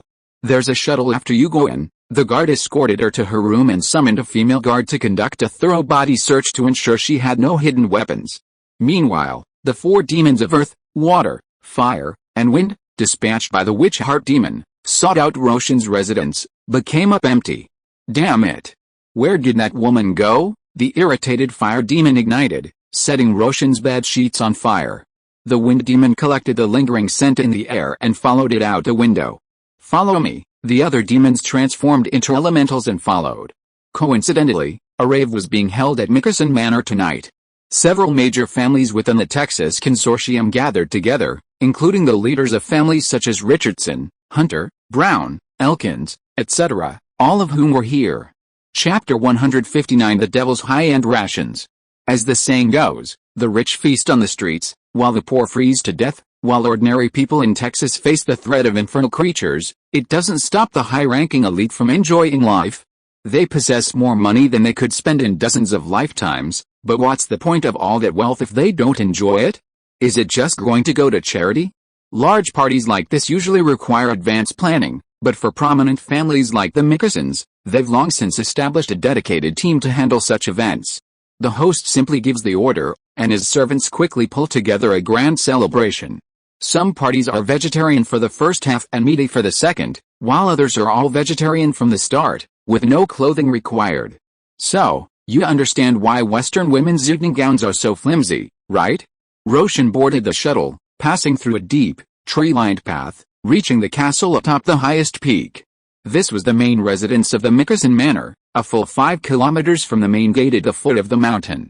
The hillside was dotted with buildings of varying eras and architectural styles, reflecting the rich family's heritage. The elderly man driving the shuttle was a professional, his gaze fixed straight ahead, his expression unsmiling. "Thank you," Luo Shan thanked him after the shuttle stopped, stepping out with a tinge of excitement. As a journalist with no reputation, no connections, and no special skills, three nothings, she needed to rely on a mentor to help her get ahead. Luo Shan wasn't some chaste woman, she'd been prepared since she joined the industry. If she rekindled her ex-boyfriend, she might feel a bit of pressure. Now that she'd completely forgotten Johnny, she naturally planned to seize the opportunity presented to her. But Luo Shan wasn't expecting to see a naked party the moment she entered. She'd assumed that while there might be some unruly behavior at the party, the important figures would at least maintain a certain level of self-image. But she hadn't expected such frankness from the moment they arrived. This gave Luo Shan pause, even as she reached the door. She was prepared to make sacrifices, but not to give up her dignity. She figured a few dates might be the right time to slowly settle in. "Huh?" A young woman in a maid outfit spotted Luo Shan at the door and hurried over to ask, "Who's your contact? Why are you here so late?" It was past 1 in the morning. The party had already started at 9 the previous night, and the gentlemen were almost done with their high spirits. As usual, the effects of the drugs would wear off in about an hour, and they would fall into deep sleep. Luo Shan replied hesitantly, "Our director sent me here, who cares? Take off your clothes and get in now." The maid looked Luo Shan up and down. Her looks were so-so, her figure okay. Perhaps it was because of her unremarkable looks that she had been called in during the latter stages of the gentleman's drowsiness. Now, Luo Shan clutched her collar, hesitant. "Take it off." The maid, startled, glanced at her again, and laughed. "Where do you think we are? Who do you think you are?" In the end, Luo Shan took her clothes off. She felt her determination completely crumble. Mamu walked into the castle and into the upstairs living room, where a scene of appalling severity was unseen. There were so many beautiful women present that the new arrival, Luo Shan, barely caused a stir. Some were screaming, some were high, some were swaying wildly, and some lay lifeless on the carpet, foaming at the mouth. At such a wild party, it was inevitable that several people would die. The consortium's bosses didn't worry about such minor issues, as their party team was fully staffed with professionals, specializing in everything from identifying promising individuals to burials. The deceased young men and women would become nothing more than cold data in the missing persons register. No one would know where they had been or what had happened to them. Even if family members followed the clues and came to find them, the party team would handle it properly, silencing them or to making them disappear. Such trivial matters wouldn't even be brought to the butler's desk, let alone alert the boss. The boss was kind-hearted and couldn't bear to see such things. Luo Shan had slipped into the group, and now, conscious, she stood out from the crowd. She huddled awkwardly in a corner, searching for her chief. However, this was essentially an internal party for the Texas Consortium, and aside from the young men and women who were intended as playthings, no guests were invited. Roshan's chief wasn't eligible to attend such a gathering. Just as she hesitated, about to leave, the four demons of earth, water, fire, and wind burst through the castle's glass like heroes. The nearly unconscious men and women present didn't react to the four elemental masses, believing them to be an illusion brought on by the effects of the drug. "Hey, why is there a ball of water here? And it's floating." A family leader plunged headfirst into the water demon's body. Moments later, he lost his breath and rapidly transformed into a bloated, drowned corpse. "Fire, there's fire." Another leader reached out to touch the fire demon, only for flames to burst forth, instantly engulfing him. The paunchy old man didn't even utter a scream before he was reduced to a crimson corpse. "Wow, these souls are so evil." The eyes of the water and fire demons lit up in delight. Killing and devouring evil or good souls increases the power of these unterritory-bound demons, a rare means of advancement. The purer the good or evil, the greater the benefits. Previously, these demons focused solely on Gaohua, as if the world consciousness shielded the consortium's leaders, causing them to uniformly ignore them. Now, the earth, water, fire, and wind demons have opened the door to a new world and tasted the evil souls of the consortium's masters. Like lions and tigers in a circus feasting on the blood of their trainers, the four demons were unstoppable, forgetting their mission and plunging into the crowd. They quickly discovered a pattern. Young, thin men and women were not only tasteless but also lacked soul power. Only the pot-bellied, elderly ate the food with a fragrant and plump taste. Thus, the scene that had once been a party suddenly became a hunting ground for the earth, water, fire, and wind demons. Flames, water, earth, and wind whirlwinds raged through the banquet hall, leaving behind a trail of corpses, some wet and some dry. Bloated corpses, crimson skeletons, dried-out skulls, and skinny mummies filled the hall. The four demons moved swiftly, fearing their companions would snatch even one more, and so they dispatched all the old men in a mere minute. Roshan, witnessing this horrifying scene, was so stunned that by the time she let out a deafening scream, the leaders of the major Texas consortium families had become the four demons' prey. Our rations are exhausted. Time to take this woman back. The wind demon flew over, swept Roshan up, and carried her toward the window. The other three demons, transformed into elementals, followed closely behind. When the security guards downstairs heard the screams and ran up, they were met with a scene that left them limp. It's over. Such an incident would not only kill them, but also their families. Houseborn slaves enjoyed wealth far beyond the reach of ordinary people and the power derived from their masters, but they inevitably faced corresponding risks. However, in the past many years, they had rarely encountered such a major event, where a family patriarch was completely wiped out. Let alone in the United States, even globally, what force would dare to assassinate the head of one of the 10 largest financial groups in the United States? Unfortunately, this time, the perpetrators weren't human. Chapter 160 Xia Wu, The World is Too Dangerous. Separately, the authentic Captain America and Thor pursued Ghost Rider out of Houston. Unaware of what was unfolding within, they were intent on finding Mephisto and confronting him. In the wilderness, the witch-heart demon gazed at the approaching flaming skull and smiled. He knew only that the Saint Venganza contract had been stolen by the previous Ghost Rider, but he couldn't find him. Not only could he find him, but his father, Mephisto, had also been searching for him for over 200 years. Therefore, the witch-heart demon placed his hopes on the second Ghost Rider, hoping Johnny Blaze could leverage the subtle connection between Ghost Riders to find the previous one. Upon meeting, the witch-heart demon didn't even have time to formulate his demands before Ghost Rider charged, chain in hand, and engaged. This was only Johnny's second transformation, and his control over his power was not yet fully developed. His self-awareness was suppressed, and he acted solely on instinct. Johnny couldn't even switch between transformations freely, his control far inferior to that of the previous Ghost Rider. The hellfire wrapped around the chains is a powerful weapon against ghosts and evil spirits, threatening the demise of anyone below his rank. However, the inner demon is Mephisto's son. In the Marvel Universe, dominated by the theory of bloodline, the inner demon holds a high rank in hell, completely oblivious to the infernal fire. Reaching out with one hand, he grasped the flaming chain, and with the other, he gently swung it. A shockwave of black energy rippled through Ghost Rider, sending him and his vehicle flying. The pale-faced inner demon, handsome in his black trench coat, resembled a refined gentleman. He stepped in front of Ghost Rider and grasped the skeleton's neck with one hand, ignoring the infernal fire. His eyes, stained with the black eyeshadow, spread a black aura from his hand, extinguishing the infernal fire and transforming him back into his Johnny form. Johnny Blaze, poor soul, after meeting my incompetent father, you should understand your fate. Johnny's throat was strangled, and breathing became labored as he regained his human form. I'm different from the old man. You can choose to fight on my side. I will build a new hell, and you will be my knight. With a flick of his wrist, the witch demon sent Johnny flying over 5 meters, landing heavily on the ground. Just as he was about to continue his predence, a flash of silver lightning struck him in the chest. Entering the wilderness, Thor leaped from Steve's motorcycle and flew over. Are you Mephisto, Thor? Thor's hammer in hand, surveyed the witch demon, curiously asking, younger than I thought, or do demons in hell seem less aged? What skincare products do you use? Can you recommend them to me? I want to bring some back to my father, so he doesn't always look like, ouch. Thor suddenly reached for his buttocks, which were covered in blood. Father, that's not how you use Gungnir. Thor, slightly scratched, could only mutter a few words before charging forward, brandishing Thor's hammer.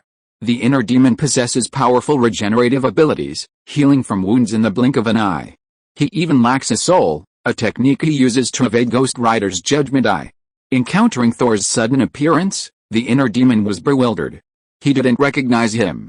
And he didn't understand why he had encountered such a powerful being in the mortal realm. Unlike Asgardian education, there's no paternal affection between demons. Mephisto treats the inner demon as a mere tool, a disposable substitute for Zed. Hell is currently in chaos and strife.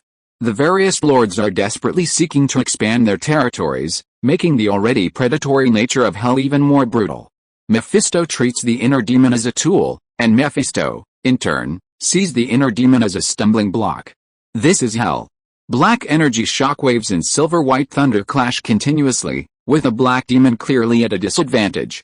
The Asgardian God King's rank far surpasses the Lord of Hell, and the God of the North's prestige far surpasses the inner demons.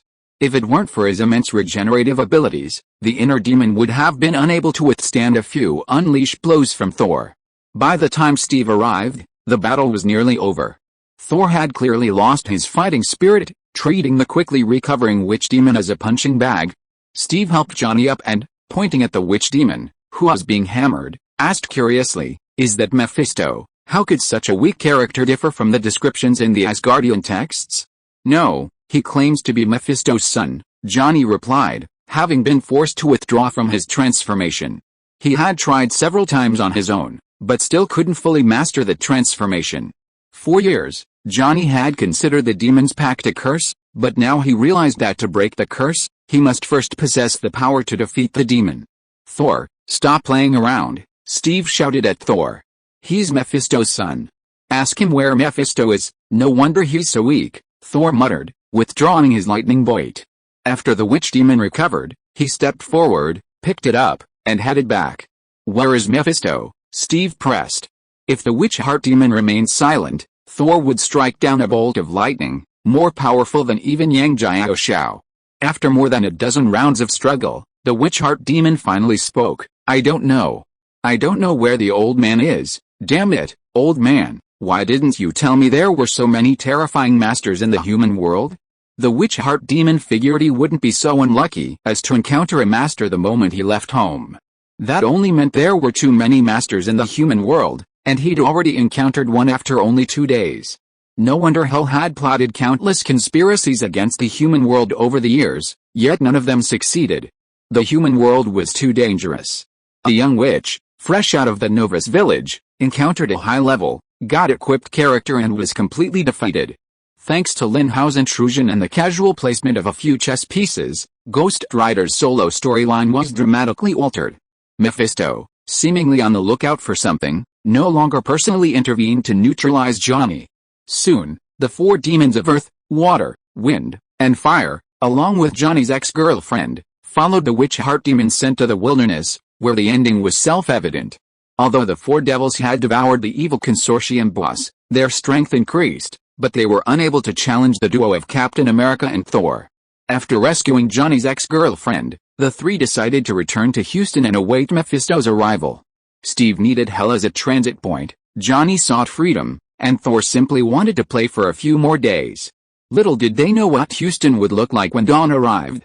The top brass of the Texas Consortium had been nearly wiped out, shocking the nation and even the world. With the leadership of the Texas Consortium completely wiped out, the successors were left completely powerless to control the situation. Some families hadn't even designated successors in advance. When danger struck, the consortium families' first concern was their own safety. To protect themselves and their families, they mobilized massive security personnel to defend their estates. The Texas government also deployed a large number of police and military personnel to guard the wealthy families' homes, and a large number of elite officers gathered at the Mickelson estate, searching for clues to the murderer. This withdrawal of military and police forces undoubtedly further weakened the Texas authorities' control over the situation. Dawn arrived quickly, and early risers, mostly elderly people, headed to the market, selecting the freshest meat of the day to take home. The black skeleton, which had been sent to the market's freezer in the early hours of the morning, regained its vitality, its magical effects having vanished. Chapter 161, Houston Riot. No matter how many joys and sorrows the world holds, the sun will always rise, unless the little idiot runs away. The fresh produce market opened, and elderly people leisurely shopped with their carts. Then, a worker at the meat stall opened the cold storage and saw a blackened skeleton covered in frost. Before he could scream, he was engulfed in flames, stripped of all flesh and organs, reduced to a charred skeleton. One body became 2. The butcher, absorbed in his work, was attacked as he stood up. 2 bodies became 4. This time, someone finally screamed, but the screams only attracted more curious glances. By the time all the employees behind the butcher had collapsed and were deep inside the store, customers nearing the shelves were greeted by a horrifying scene.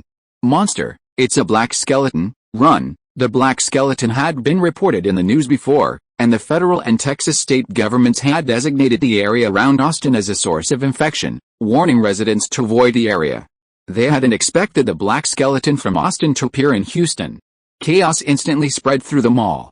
Unfortunately, the customers willing to wake up so early to shop were mostly elderly, light sleepers with limited mobility, making them more prone to falling in a panic.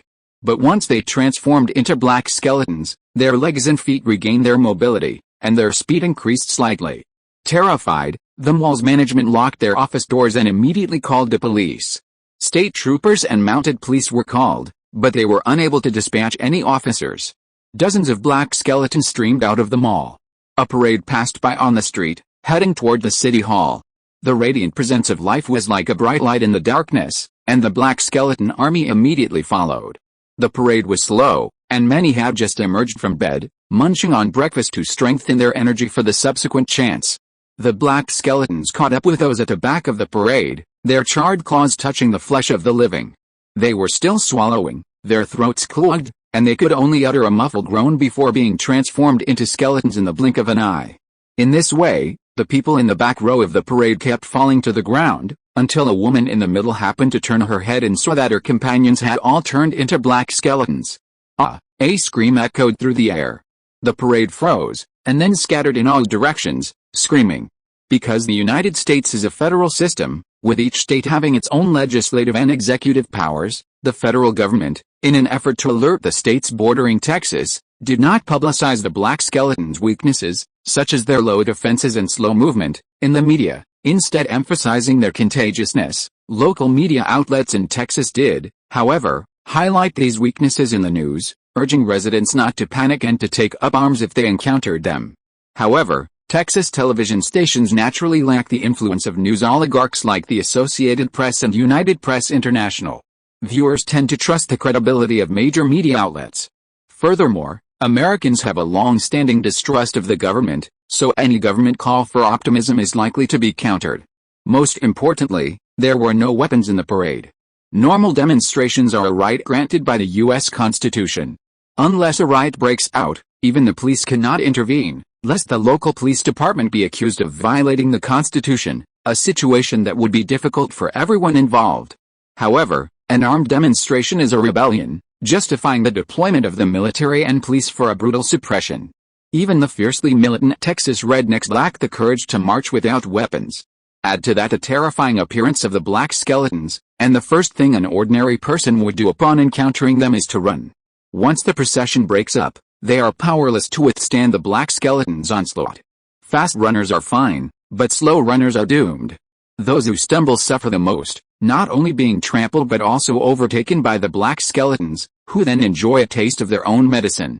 By the time the march dissipated, the skeleton army had swelled to over 130. Without a conspicuous mass, the black skeletons began to disperse in pairs, moving in all directions. On the streets of Houston in the early morning, the black skeletons, like residents out for morning exercise, leisurely hunted. Many black skeletons, sensing the presence of living beings in the tall buildings lining the street, swarmed into the apartment buildings. Calls to the state troopers and mounted police continued unabated, only to be surprised to find their lines busy. The police station was understaffed, and the number of calls was overwhelming. Residents who finally managed to get through were terrified by the black skeletons, their voices incoherent, unable to articulate crucial information. Since the first caller hadn't hung up, subsequent calls were naturally blocked.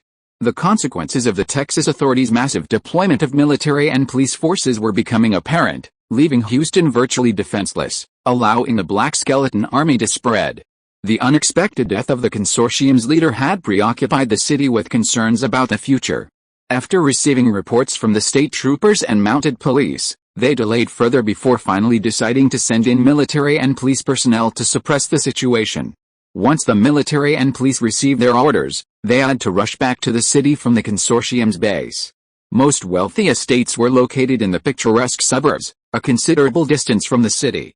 Houston is the fourth largest city in the United States, with a population of 2 million. The Black Skulls, unchecked in a hurry, unleashed their terrifying contagious nature. More and more apartments were surrounded by Black Skulls, and their numbers on the streets grew. Texas rednecks displayed a fierce and aggressive style, firing relentlessly. However, they only had pistols and rifles. America strictly regulates the possession of submachine guns and machine guns, and even fewer bombs and grenades. The arms-making corporations were no fools. Selling a few small weapons domestically to maintain market share was enough. Would they really flood the streets with heavy and long-range weaponry? The corporation bosses were also mortal and could be killed by artillery shells. While small arms are powerful enough to incapacitate ordinary enemies, they were no match for the Black Skulls. Discovering that the Black Skulls were not as fragile as state television had portrayed them to be, the rednecks were enraged and terrified, cursing the state government as they fled. The riots in Houston spread. By the time the military and police arrived from outside the city, the situation inside had deteriorated beyond control. "Can anyone tell me," the National Guard commander roared, "how many damn skeletons are there in the city right now?" This question was destined to remain unanswered. Residents who hurriedly fled the city offered only the answer, "The streets are full of them, damn it. There's probably over 100,000 skeletons in the city. How can we eliminate them with our limited manpower? Report to the Navy, requesting bombers." Chapter 162, Houston Riot. News of the unrest in Houston quickly reached Capitol Hill, where the financial conglomerates behind the scenes learned the details even faster. "It's over, Houston is over, don't be so pessimistic, right? There should still be some people alive. Black Skull isn't moving fast, who can tell? How can we tell?" The Texas state government has absolutely no ability to control this situation. In fact, the elite eagles all knew that faced with a similar situation, any state, let alone Texas, would be equally powerless. The federal system and the weakening of the federal government's grassroots control are precisely how the financial conglomerates create the perfect capitalist state. The federal system means that each state is independent, allowing financial conglomerates, large and small, to legitimately control local executive power. This is why every state in the United States has its own legislative power and state flag. There's both real power and symbolic power. Local protectionism in America doesn't need to be hidden, it's a legitimate right enshrined in the U.S. Constitution. The weaker the federal government's control over the grassroots, the more the power of capital can permeate every aspect of American life. At the same time, they continuously create the perception of government weakness among ordinary people, fostering antagonism between Americans and the government. Furthermore, through rigged elections, Americans can both feel a sense of vanity about participating in major events and conceal their own interests. Again, if the White House doesn't do its job well, don't blame the financial bosses, you elected them. Through this series of operations, the financial consortium has successfully transformed America into a perfect capitalist nation. In this country, capital is king, free to do whatever it pleases. The only thing that can constrain its existence is even greater capital. Texas has asked the Pentagon for the Navy in the Gulf of Mexico to dispatch fighter jets to clear the black skeletons in Houston. When did these rednecks come so readily? It seems the situation in Houston is not optimistic. As the decision to carry out the purge was about to be issued, a disgruntled leader of a consortium stepped forward and said, "I don't think bombing is necessary. We can let the local military and police clean up manually, which will minimize the damage to Houston." The consortium's dissatisfaction stemmed from their numerous businesses in Houston, which they didn't want destroyed by the bombardment. But a single word from the other silenced them. "Will you pay for the compensation of the dead soldiers and police? And for the civilians affected?" After a quick assessment, the consortium, which had spoken earlier, fell silent. The worst that could be done after the buildings were destroyed was repair or reconstruction, which would cost money, but the losses could be estimated in advance. After all, the consortium controlled its own construction companies, which could significantly reduce the costs of repair or reconstruction. If the military and police were dispatched to manually clear the area, the number of casualties would be difficult to estimate. Crucially, no one knew how many black skeletons were in Houston, or how many people were trapped. By giving those still alive time to escape, the city could be deemed empty. By then, bombers would arrive, blocking local signals in Houston to prevent the survivors from spreading the news. This would allow these unfortunate individuals to be ignored in propaganda. This would eliminate the need for compensation for casualties. Dispatching military and police for manual clearing would be inefficient and would result in the loss of countless lives, resulting in casualties and collateral civilian casualties. After calculating the economic benefits, the ruthless capitalists tacitly agreed to a direct and efficient approach. The Texas state government immediately dispatched military and police officers on the Houston front lines to fly helicopters equipped with loudspeakers over the city. Television stations and online portals broadcast the Texas government's decision in a recurring loop. Houston residents, please find a way to leave the city immediately. The state government has set up a safe camp outside the city with plenty of water and food. Once the authorities have cleared the city of monsters, everyone can return home. Loudspeakers, televisions, and the internet blared incessantly, a message that continued for a full 24 hours to mitigate public pressure. Throughout the day, Houstonians continued to flee, and the military and police defenses outside the city were repeatedly attacked by the Black Skulls, but each was successfully defeated. As expected, no military or police officers were killed, and no compensation was required. Rewinding back a bit, at dawn, as the Black Skulls were wreaking havoc in Houston, the real Steve Rogers, having just fallen asleep for a few hours, rushed back into the city from the wilderness when he heard the commotion outside. Approaching the hotel window, Steve saw the Black Skulls on the street and was horrified. Thor.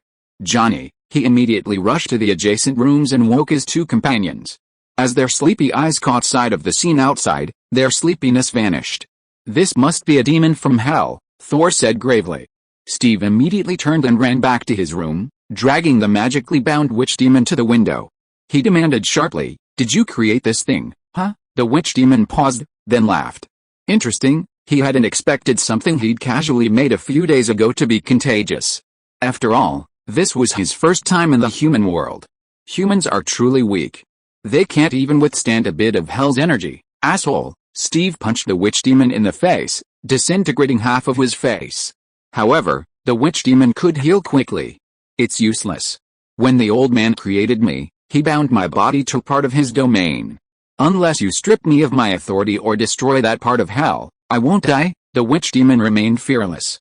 Dimensional demons are like that, their dimensions are indestructible, and so are their own. "Tell me, how can we destroy this energy?" Steve used magic, tormenting the witch demon. Wu Zinmo was very cowardly and immediately replied, "The fire of hell can burn the sins in the soul, and the innocent people will naturally not be infected." Tisk tisk, I didn't expect that most of the people here are guilty. Just after saying these two honest words, Wu Zinmo became arrogant again. Interesting, no wonder the old guy chose to conduct experiments here. Impossible. Steve was unwilling to believe that most of his compatriots were sinners. Uncontrolled hellfire expands the standard for determining guilt to include all living things. Meaning that eating meat also counts as killing, Thor suddenly explained to Steve. The hellfire within Johnny can be controlled by him, which means he accepts his own human values. Guilt is determined by whether he harms other humans. As Guardian texts record that hellfire was originally sent down by God 6,000 years ago. It is essentially the spirit of vengeance, similar to the Great Flood God used to cleanse the world, a form of punishment for humanity. After the flood, the Council of Gods unanimously condemned God's extreme actions, so he changed to raining down the spirit of vengeance in the form of fire to cleanse the world of sin. Mephisto must have obtained a portion of hellfire to create a ghost rider like Johnny. Hearing this, Steve, a mere human, felt resentment towards the almighty gods for the first time. He felt that because humans were guilty, they could destroy them with impunity, but humans had not given them such power. However, this wasn't the time to vent. Steve pressed Thor, "If we kill Mephisto, will that stop the spread of hellfire?" "I don't know." Thor shook his head honestly. "Perhaps, we have to try," Steve declared. The black skeletons roamed the streets in such large numbers that Steve simply didn't have time to clear them all out. He could only find a way to control them at the source. He didn't ask Thor for help, knowing Thor had no good feelings toward America. Furthermore, if Thor used only his fists and feet, it wouldn't be effective. If he used thunderbolts, the authorities would most likely label him an enemy. Not only would they attack Thor, but they would likely portray him as the mastermind behind all this to deflect public pressure. Having experienced something similar before, Steve knew the ways of the American elite. If you're listening to this novel on a channel other than Fanfic World, it means they downloaded and uploaded it without effort. We cordially invite you to visit our channel, Mundo Fanfic Novelis. There you'll find the original version of this story, and you can explore many other novels of various genres. We're waiting for you to immerse yourself in a world of incredible novels. Chapter 163, Houston Riot. Just as the real Steve Rogers was racking his brains over how to lure Mephisto out, a helicopter broadcast an ultimatum from the Houston sky. What are they planning on doing? Why are they driving the citizens out? Johnny Blaze was puzzled by the state government's actions. Shouldn't they send in the army to rescue them? Having already experienced this, Steve instantly understood the state government's intentions. His face darkened, and he gritted his teeth. Haha, Thor sneered, his disdain unconcealed. This country never disappoints me when it comes to shamelessness. What are they planning on doing? Johnny demanded, a hint of unease. They're not planning on sending in the army. They're probably planning on bombing the city directly, Thor sneered. No, how could they do this? Johnny was incredulous. There must be many more trapped in the city. Just send in the army and clear out the Black Skulls, and they can be rescued. Maybe it's easier that way, Thor shrugged, laughing. No matter how shameless this country does, I wouldn't be surprised, asshole. Roxanne is in danger. Johnny had no compassion for the world, he only cared about the people he cared about. He hadn't yet entertained the thought of oscillating between two worlds to punish evil. He was focused on lifting the curse and returning to normal. Johnny rushed out of the hotel and headed straight for his ex-girlfriend's apartment.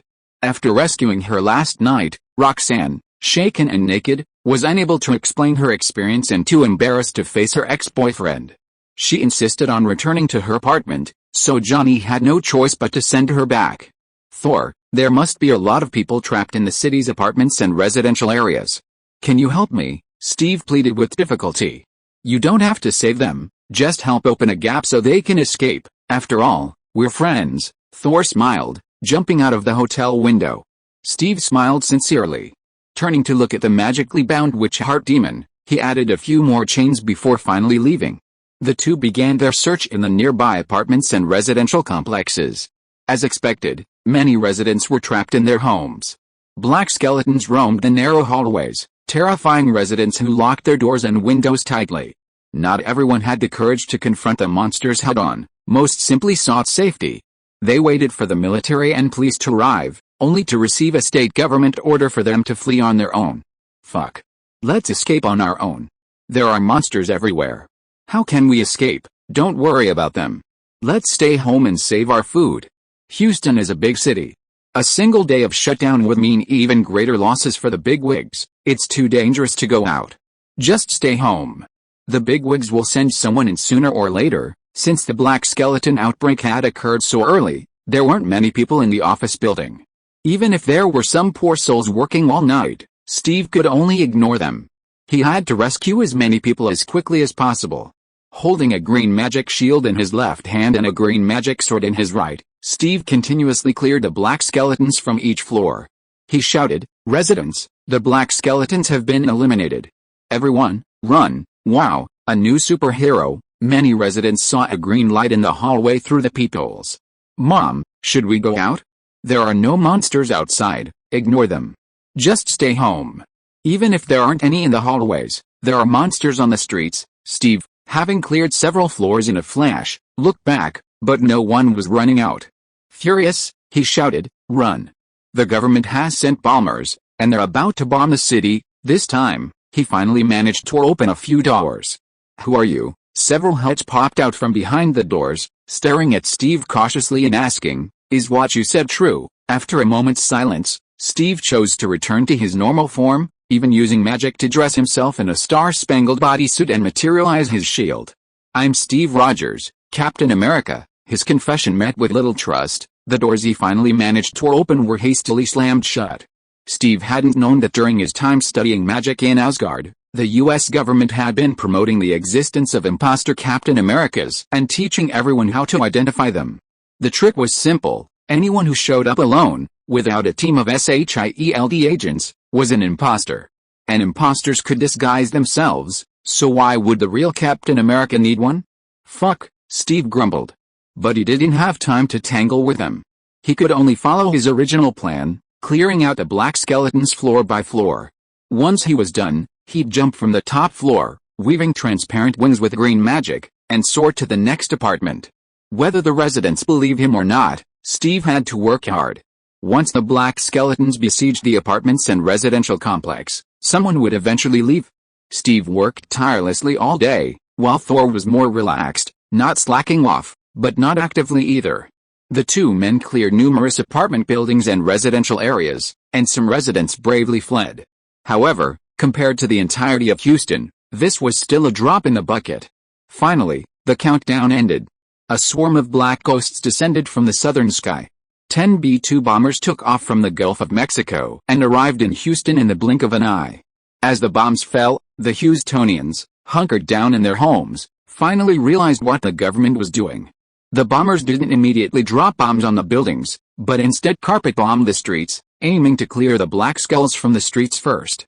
This strategy might reduce public pressure, but for the Houstonians caught in the crossfire, it made little difference. To inflict maximum damage on the black skulls and prevent Houston from becoming a sea of fire and increasing public pressure, the Air Force used shockwave bombs.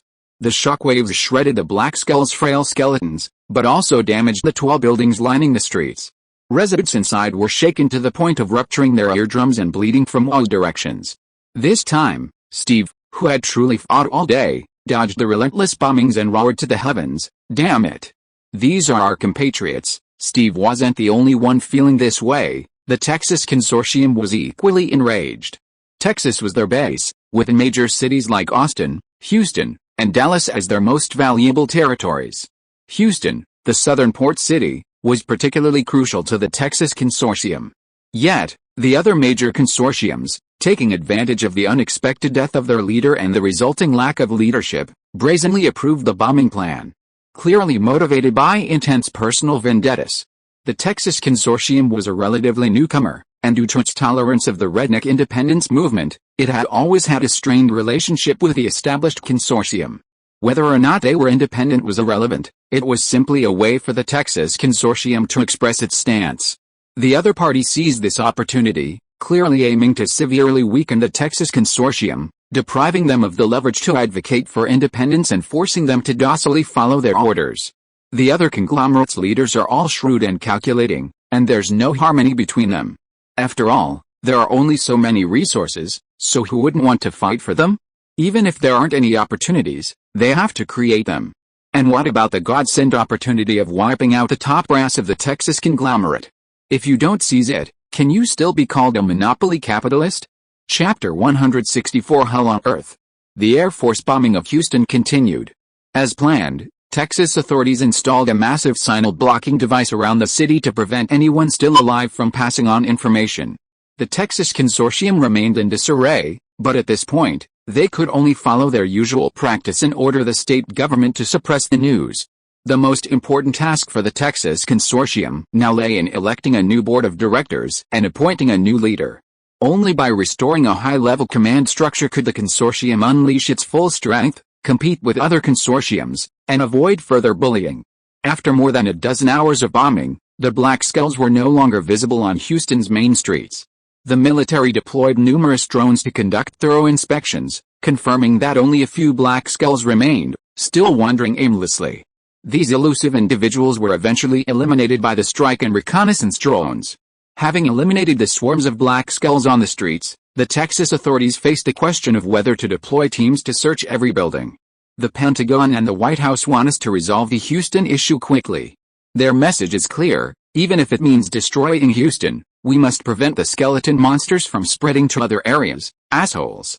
We've already agreed to their bombing plan. Do they have to destroy the entire city? Although Houston suffered heavy damage after the bombing, with many houses rendered unsafe, the high-rise buildings along the main roads were relatively earthquake-resistant, with minimal damage to their walls. They only need to repair the glass curtain walls to restore them to their former glory. Almost all of the buildings deemed unsafe were privately built, with their own insurance companies handling the matter, leaving the state government alone. Hasn't there been a resolution to the Richardson estate yet? If they don't step up and take the lead, we'll be wiped out. Conglomerates, both large and small, control every aspect of America. Anyone with a modicum of common sense knows that in America, the conglomerates are the true kings, while state legislators and congressmen are merely their lackeys. Texas isn't just home to the Texas Consortium, There are numerous smaller consortiums or capital entities that also control a portion of legislative seats and administrative positions. However, these smaller capital entities must rally behind the Texas Consortium to challenge the other 9 consortiums. Just received a message saying the final election for the chairman is underway, and the results will be announced tomorrow at the latest. Family name consortiums like the Rockefeller, Morgan, and DuPont are anchored by a powerful, long-established family. They are resilient to risk, and even if the leader dies unexpectedly, they can quickly elect a new leader, resulting in minimal disruption. Because there's no need for an election, the leader of the main family is automatically appointed as the leader, leaving smaller families unable to compete with the larger families. However, consortiums named after places like Boston, Chicago, Cleveland, California, and Texas present a more complex challenge, often formed by alliances of multiple families of comparable strength. These regional consortiums often come together to pool resources and counter the encirclement of established conglomerates. Every election for a new leader is accompanied by a flurry of overt and covert infighting, and every transfer of power is kept strictly confidential to prevent other conglomerates from taking advantage. Terms are often random, and so are the dates of the elections. A few family patriarchs sit together, deliberate overnight, and a decision is generally reached. This focus on irregularity prevents other conglomerates from disrupting the situation. Such a blatant leadership change, like the one at the Texas Consortium, is extremely rare in the history of major conglomerates. With such a prime opportunity, how could other financial wolves and tigers not pounce? Hearing that they only needed to hold out until tomorrow, Texas legislators and administrative officials breathed a sigh of relief. Now that the skeleton clusters on the streets have been eliminated, the danger has diminished. I think we could send troops into the city to lure the skeletons out of the buildings. Indeed, these skeletons are clearly following the presence of living humans. They're hiding and won't come out. We can throw out some bait. Agreed. We can go fishing. The previous reluctance to send in military and police was due to the sheer number of black skeletons on the streets, and long-range bombing would be more effective and cause less damage. Now the black skeletons were hiding in the high-rise buildings, refusing to emerge. They had to be lured out, or would Houston become a ghost town forever? America's top brass never wavered, always siding with the capitalists. Ordinary people, as long as they pay taxes, could do whatever they pleased, enjoy incomplete freedom. They were free to be robbed, free to suffer the consequences of the disaster. So, the military and police stationed outside Houston finally received their orders. They pushed aside the barricades and, under strict orders from their superiors, marched toward the city, weapons drawn.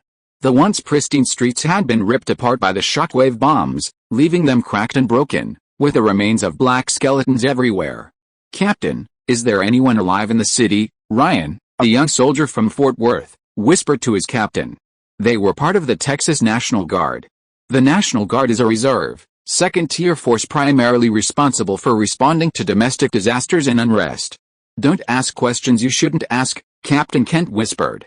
"If you actually encounter a living person, follow your superior's orders first." Soldiers like them, experienced in dealing with disasters, understood how their compatriots would react. If it was a flood, fire, or mudslide, one that made it impossible to stay and required immediate evacuation, they would definitely run. But if it was a blizzard or hurricane, one that made evacuation inconvenient, they would definitely retreat back home, lock their doors and windows, draw their weapons, and wait out the disaster. The black skeleton's arrival in Houston was sudden, leaving many residents still asleep at home. Furthermore, the black skeleton's destructive power was limited, and seeing that the monsters couldn't breach windows and doors, residents would likely remain safe inside. It went without saying that many people were still inside the city, and it was uncertain whether they were still alive. "Hold. There's movement." The captain at the front raised his fist. Sensing the presence of living people, the skeletons within the tall buildings rushed out, some even leaping from the shattered exterior walls, shattering to the ground. "Attack!" The sound of gunfire echoed throughout Houston. Each team entering the city lured out skeletons from the high-rise buildings. With a skeleton army on the streets gone, the soldiers entering the city were able to calmly eliminate the black skeletons pouring out of the high-rise buildings. After eliminating the black skeletons in the surrounding blocks, Ryan suddenly saw a series of nobodies emerging from the apartment building. Blood was flowing from their ears and noses, and their expressions were numb and dull, as if they had lost their minds. Upon seeing the soldiers, their eyes seemed to flicker, and they turned to approach them, But they took only 2 steps before falling onto the broken pavement, never to rise again. "Captain, I'll go check," young Ryan said, skipping over without waiting for the captain's reply. Reaching over, Ryan turned over a body and saw that the mouth, which had not bled until then, was now gushing blood. He reached out to feel for a pulse, but it was dead. He then pressed the stomach, and several fragments of internal organs spurted out of the mouth. "Oh my God!" Ryan quickly checked the other bodies and screamed, "Dead, they're all dead." A purgatory-like scene appeared in front of the soldiers. Chapter 165 Despair. "Come back," Captain Kent shouted to Private Ryan. "Come back." "We didn't see anything." Kent, more experienced, understood the implications of what he was seeing and the fate they would face if word got out. So, he looked around his squad and sternly warned, "Everyone, remember, we didn't see anything. Don't bring trouble upon yourselves and your families." Teams entering the city gradually discovered the tragic deaths of residents, and the soldiers could discern the cause of death at a glance. After all, the Black Skulls transformed the living into their own kind, burning them to nothing but skeletons. These residents must have perished in the airstrikes. Most soldiers pretended to have seen nothing, while a few naively reported the situation to their superiors, receiving orders to advance further. Just as Texas authorities finally sent troops into the city, inside a downtown Houston stadium, the real Steve Rogers, having been awake for 2 days, raised his hands to the sky, maintaining a green magical shield. With this shield, he protected the thousands of Houston residents who had fled their homes after the bombing began. The powerful shockwave was blocked by a magical shield, and the Houstonians inside were unharmed, but Steve was exhausted. Holding his rescued ex-girlfriend, Johnny looked at the man standing at the front of the group. His raised hands held up a ray of hope for the thousands of people who remained alive. Johnny, who had always wanted to break free from the curse, felt a sense of relief. "Maybe I should do something." Thor, also looking at Steve, shook his head and sighed. "I don't know what in this disgusting country you're still attached to. Some people empathize and express gratitude, while others, obsessed with sophisticated self-interest, even denigrate and abuse those who sacrifice for others, believing that their nobility reflects their own despicable nature." "The planes are gone, the bombing has stopped," someone suddenly shouted from the stadium lawn. "Listen, there's gunfire. It must be the government sending people into the city to rescue us. I want to go home. I'm so hungry." Hunger overwhelmed these people. For more than 10 hours, the bombing continued, and these people remained restless. First, they were angry, constantly cursing the Texas authorities and the federal government. Then, they were terrified. As the bombing intensified, they worried Steve would collapse. Then, hungry and thirsty, they began to complain incessantly about Steve's failure to provide them with food and water. Thor, unable to bear it any longer, threw the most vocal ones out of the magical shield, finally suppressing the commotion. Now that the bombing had ceased, hunger once again devoured their sanity and patience. "Let us out. We want to go home and find food. The government has sent troops. You can't restrict our freedom any longer." Thor, his teeth aching with rage, turned and shouted at the restless men, "Get out! Get out!" He walked over to Steve, put his arm around his struggling friend, and said, "Rest. You've done enough." Steve finally retracted his magic, his weakened body leaning against Thor. Seeing the shield vanish, thousands of Houston residents rushed to the stadium gates. The bombing had indeed ceased, and the Texas authorities had indeed sent troops in. When these survivors finally encountered the soldiers, they naturally burst into tears of joy and ran towards them. The soldiers at that moment gave them a tremendous sense of security. It was a sense of anticipation, a glimpse of hope after despair. But this anticipation was destined to be dashed. "Living people," Private Ryan shouted. "Damn it, why are you running towards us?" Captain Kent was in deep trouble. These people running towards them would become a thorny problem. As expected, the communicator chimed. "Kent, remember this, there are only enemies in the city now." The superior commander delivered a cold command. "Your mission is to eliminate all enemies." Although these Houston residents who had survived the disaster looked like they had seen their loved ones, once they had eaten and drunk their fill, they would inevitably criticize the Texas government. These people would become witnesses to the Houston massacre, spreading the story of what the American higher-ranking officials had done in Houston. After the cold command, the commander softened his tone. "Kent, you're an excellent veteran who's completed numerous missions and deserves a better future. Perform well." Kent understood his predicament. He had no choice. "Raise your guns," Kent was the first to raise his weapon, shouting, "The surviving residents evacuated long before the bombing. There are no living people in the city. These must be skeleton monsters in disguise. Kill them. Keep them away, or we'll all die." The last sentence, almost a roar, spoke from his heart. The gunfire began sporadically, then grew more resolute, a barrage of bullets raining down on the Houstonians who had finally survived. No, Steve, leaving the stadium, witnessed this scene. The people he had saved with such difficulty were being shot and killed by his own army. Asshole, Steve pushed Thor aside, unleashing his full potential. Magical wings vibrated, and he soared into the sky, wielding a green sword as he charged towards the line of soldiers. Enemy attack. We're under attack. A flying superpower, Thor, observing this, sneered and charged towards the street to the left. Here, the soldiers had also received kill orders. Thor's hammer swung, sending silver-white lightning raining down on the soldiers. We've encountered a superpower capable of controlling lightning. After witnessing this, Johnny finally made a choice. He pushed his ex-girlfriend away and said, "Roxanne, I'm sorry. You deserve better." As he spoke, he took 2 steps away and, for the first time, transformed into a flaming skeleton.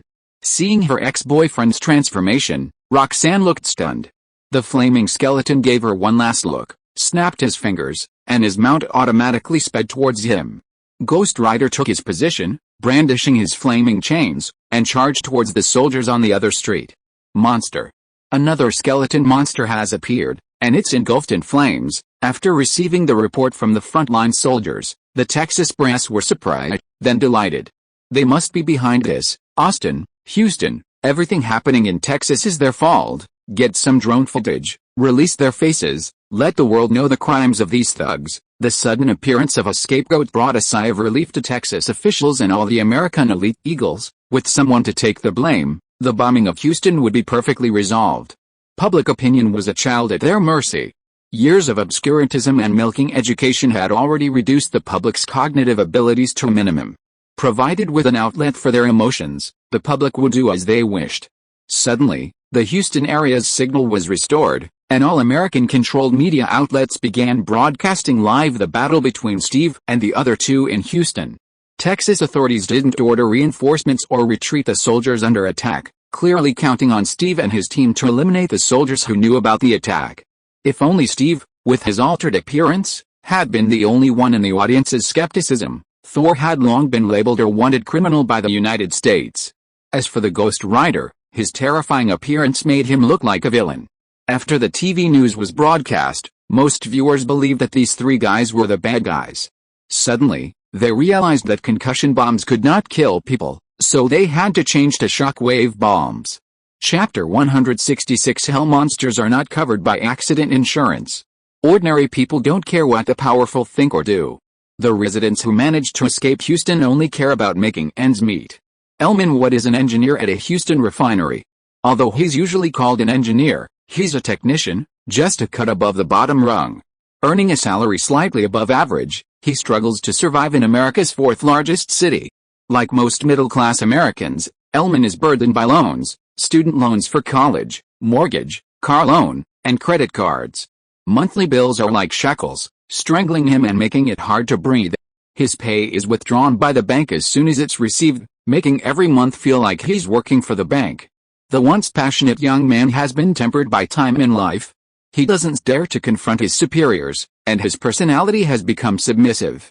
He works tirelessly and diligently, fearing his boss will use this opportunity to fire him. Without his monthly income, Elman would be strangled by the chains of his loans. If he couldn't quickly find a job that could cover his monthly payments, the bank would seize everything he had, declaring his social death and leaving him a homeless and destitute. Elman often felt no different from the slaves of ancient times, his only progress perhaps being the invisible chain around his neck. "Honey, it's been 3 days. If I can't go back to work, I'm afraid this month's income won't be enough to pay off the loans," his wife, Bailey, worried. The company wouldn't cover these days of absence and might even use it as an opportunity to lay off employees.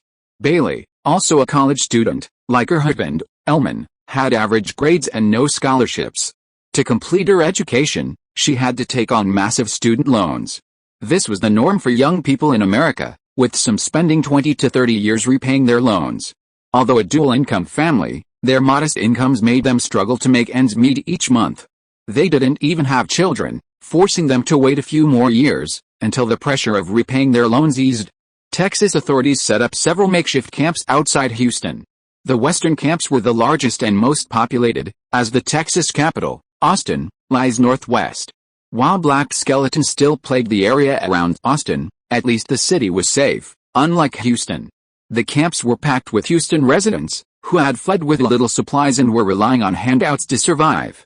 "I'll go ask around and see when I can go back," Elman said, donning his days-old coat and stepping out of the large tents.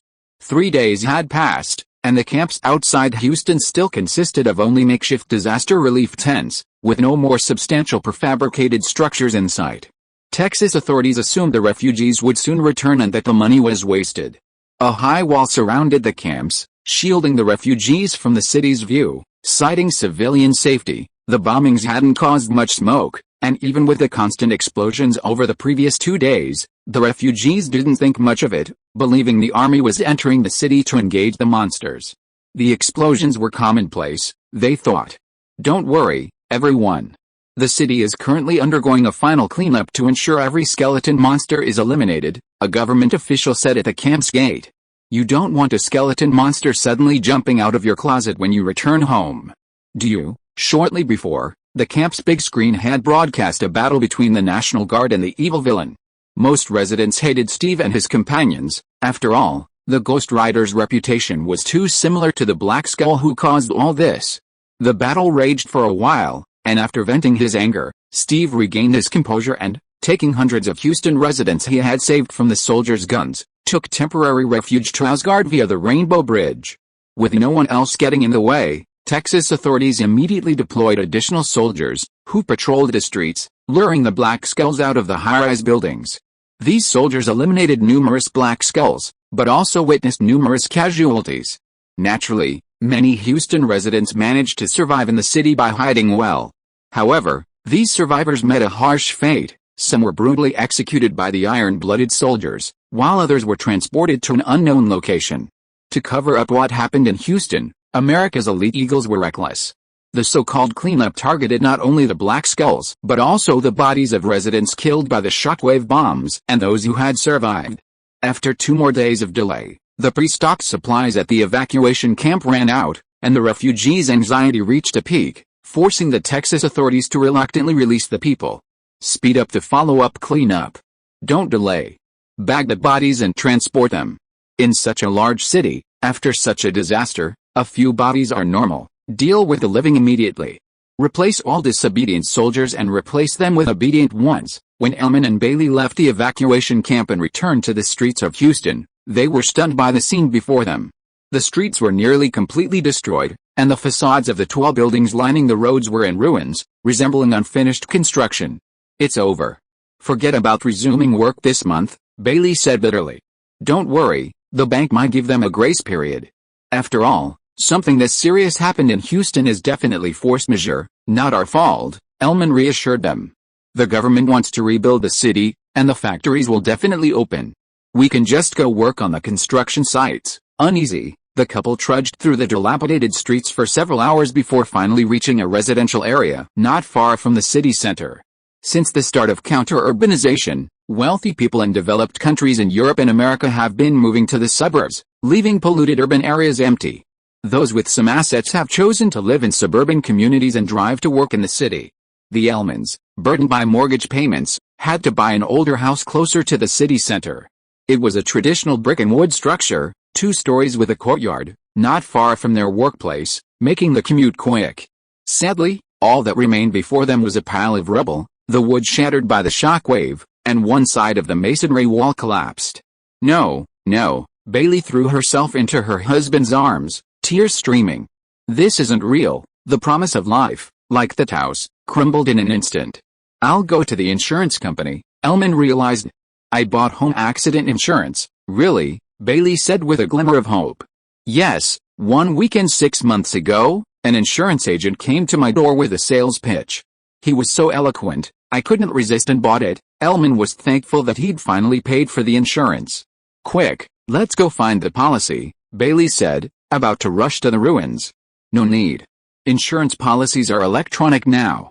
You can find them with your driver's license or social security certificate. Elman took his driver's license, asked his wife to wait at home, and before the end of the afternoon, he rushed to the insurance company. With more and more refugees returning to the city, the insurance company was unsurprisingly a hot spot. Most of the refugees who returned home immediately came to the insurance company, while the rest simply didn't have insurance. We understand your feelings very well, but we're sorry, but the current situation doesn't meet the compensation standards stipulated in the insurance contract. At the insurance company's gate, a suited insurance agent, standing behind a row of burly security guards, explained to the customers with a look of regret on his face.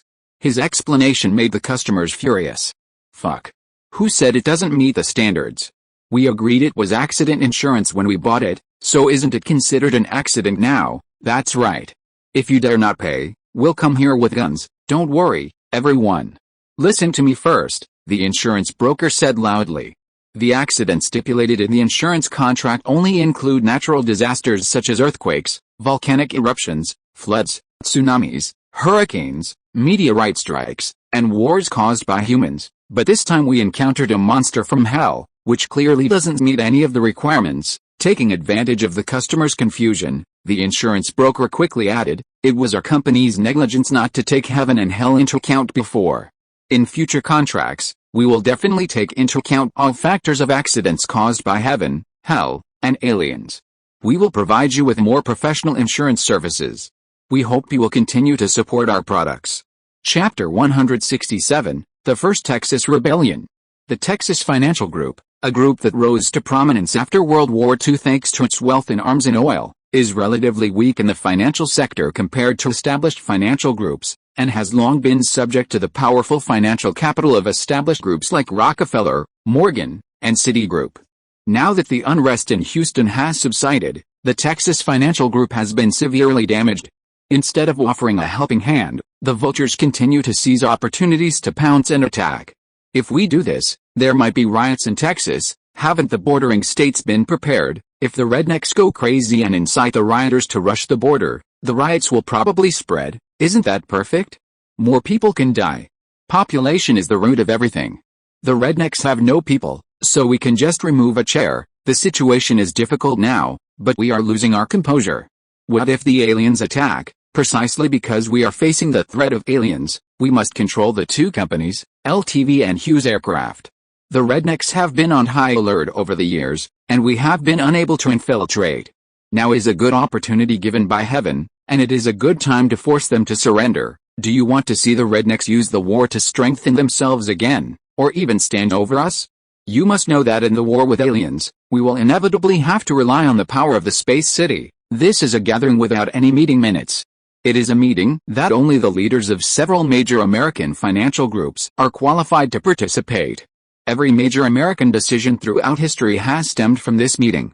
From the independence of North America to the Civil War, and on to World War I and World War II, this meeting has consistently shaped the nation's course.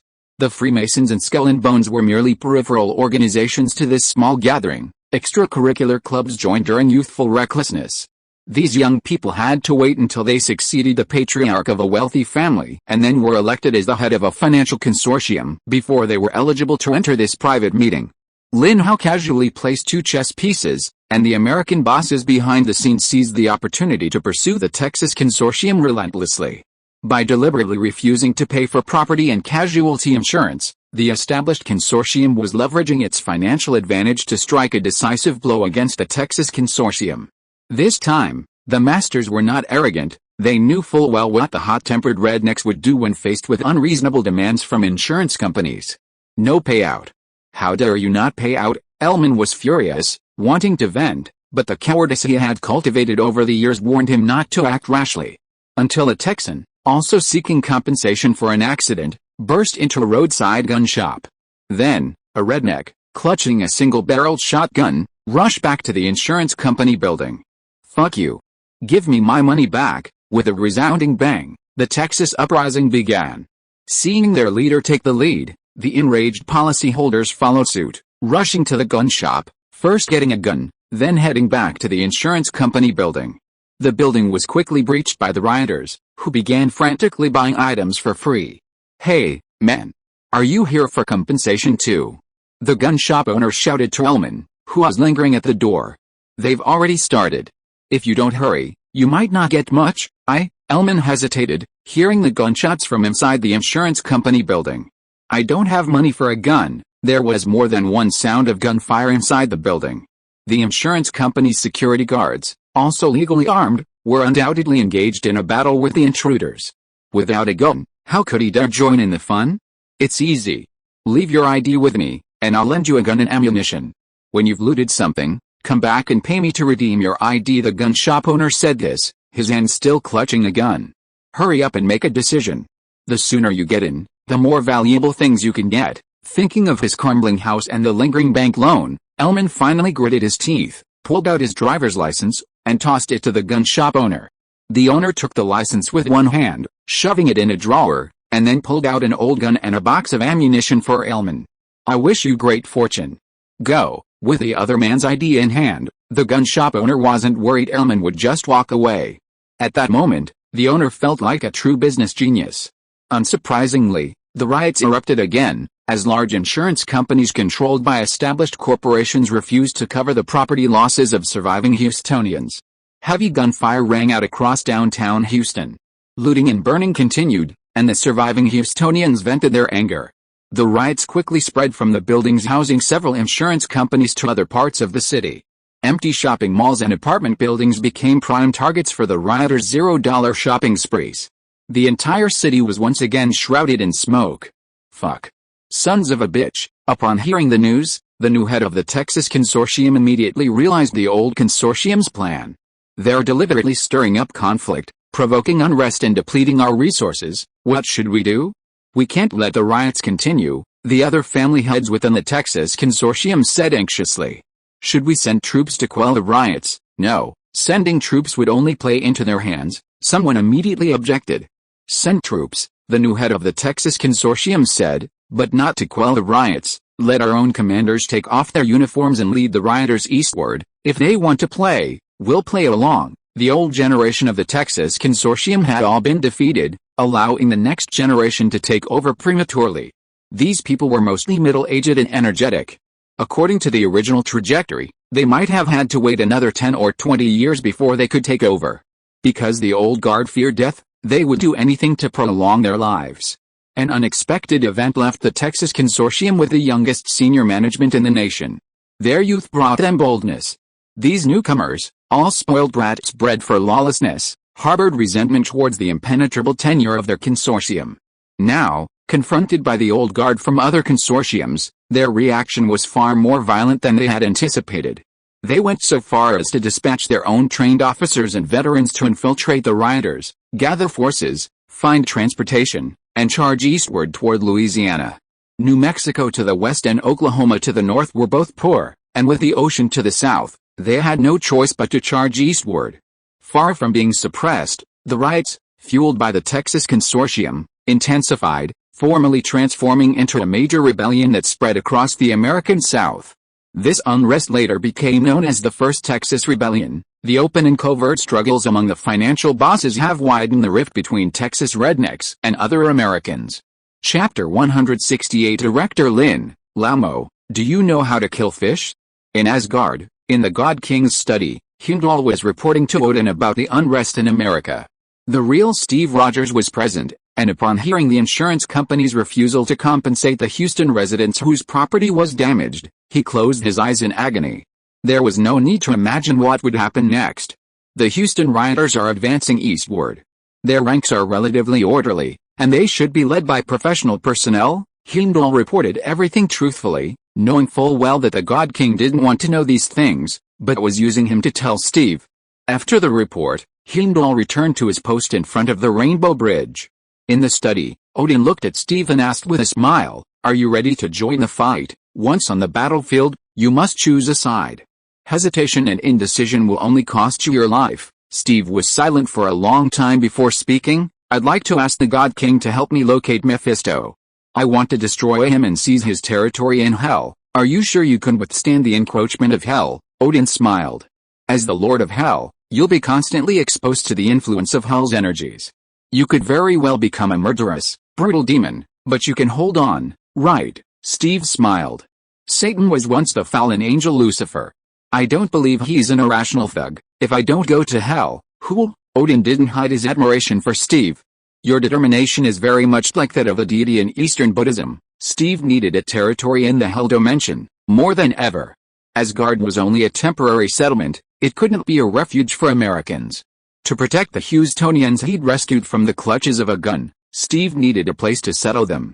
This place couldn't be found on Earth, so Hell was his only option. Defeating Mephisto, seizing his territory, and then transforming it into a safe haven using magic and alien technology became Steve's only option. I'll need some time. I'll let you know when I find it, Odin agreed. As Steve left the study, a golden red halo suddenly appeared behind Odin, revealing Wanda. Odin stepped through the halo and arrived at Lin Hao's San Francisco estate. The five-nation joint investigation team had concluded its review of SHIELD, and plans were underway to establish a replacement for the agency. Lin Hao, as a researcher, had no role in establishing the new department. Director Lin had already returned to SHIELD, and others would handle the work. Alexander Pierce's people would naturally integrate into the new organization. Let's go, let's meet Mephisto. Lin Hao, now dressed in combat gear, gestured to Wanda to open the portal. With the coordinates provided by Odin, Wanda, her magical power surged, easily communicated with a Hell dimension and located Mephisto's castle. Contrary to what many imagine, Mephisto, the Lord of Hell, did not dwell in a pool of blood and a forest of flesh. Instead, he had cultivated a valley filled with birdsong and fragrant flowers. The Gothic-style castle bore the heavy marks of time, its age evident. Looking up at the camouflage blue sky above Mephisto's castle, Lin Hao smiled. The old man seems to yearn for life on Earth. Mephisto is a Lord of Hell with a long history, having existed before Satan vanished. He yearns for the human world and enjoys contracting human souls, Odin explained, a touch of resentment lingering in his voice. What kind of rank do you have to be doing the same business as me? Director Lin was displeased, so he'd come to cause trouble today. A ball of golden energy appeared in Lin Hao's hand, and with a wave of his palm, a golden dragon emerged, charging towards Mephisto's castle. The dragon-shaped Kigan wave slammed into a transparent shield, a protective barrier constructed by Mephisto's magic. A loud explosion and shockwaves swept in all directions, and a figure flashed out from within the castle. The man wore a sharp black suit, his graying hair combed back, perfectly neat and tidy, not a single strand visible. After glancing at the cracked shield, Mephisto's gaze fixed on the one-eyed Odin, dressed in casual clothes. Odin, we have no past or present grudges, so why are you bothering me? Old Mephisto panicked. He faced the God King of Asgard, a cosmic powerhouse who had lived for over 5,000 years. Don't look at me. I'm just accompanying the boss on an inspection today. Odin smiled and spread his hands, indicating that he hadn't brought any divine armor with him. Boss, Mephisto was startled, then looked at the young man standing in the front. The turtle shell is quite tough, Lin Hao muttered, his hands dancing, and he blasted out two more golden dragon-shaped Kigan waves. With a loud boom, the transparent magic shield finally shattered. A black vortex suddenly appeared at Mephisto's side, and a fist wrapped in purple-red lightning struck the old man's jaw. Mephisto was instantly sent flying backward, slamming into the crimson, bald mountain in the distance. The rock shattered, burying Mephisto's slender frame. A moment later, a pair of massive crimson horns pierced the rock, and his 100-meter-tall frame seemed to flow like magma. His maw opened wide, belching a fiery breath tinged with sparks. Kid, you've pissed me off. Though wary of Odin, Mephisto nonetheless intended to teach the young brat a lesson. He suspected Lin Hao as the nephew of Odin's close friend, and that he was likely seeking some practical combat experience from him. But Old Mo, the mere Lord of Hell, had no choice but to put aside his pride and play in the water with the descendant of a powerful figure.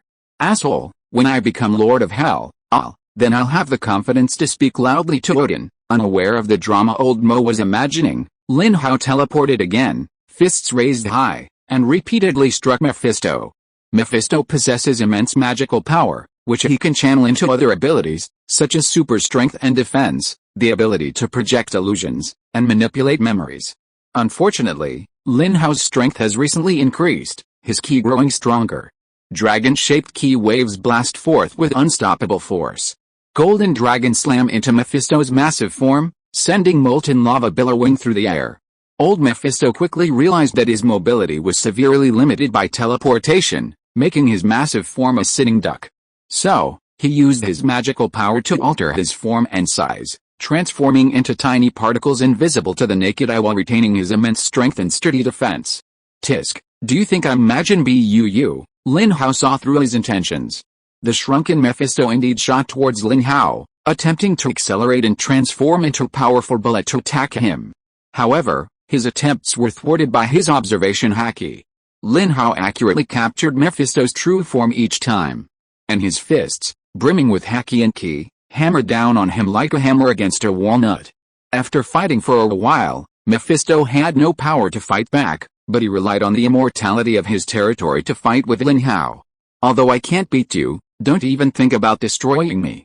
After experimenting with his current combat power, Lin Hao didn't feel like fighting anymore, so he summoned the little devil and stabbed Mephisto with a fork. After the contract, Lin Hao can choose to directly eliminate the opponent.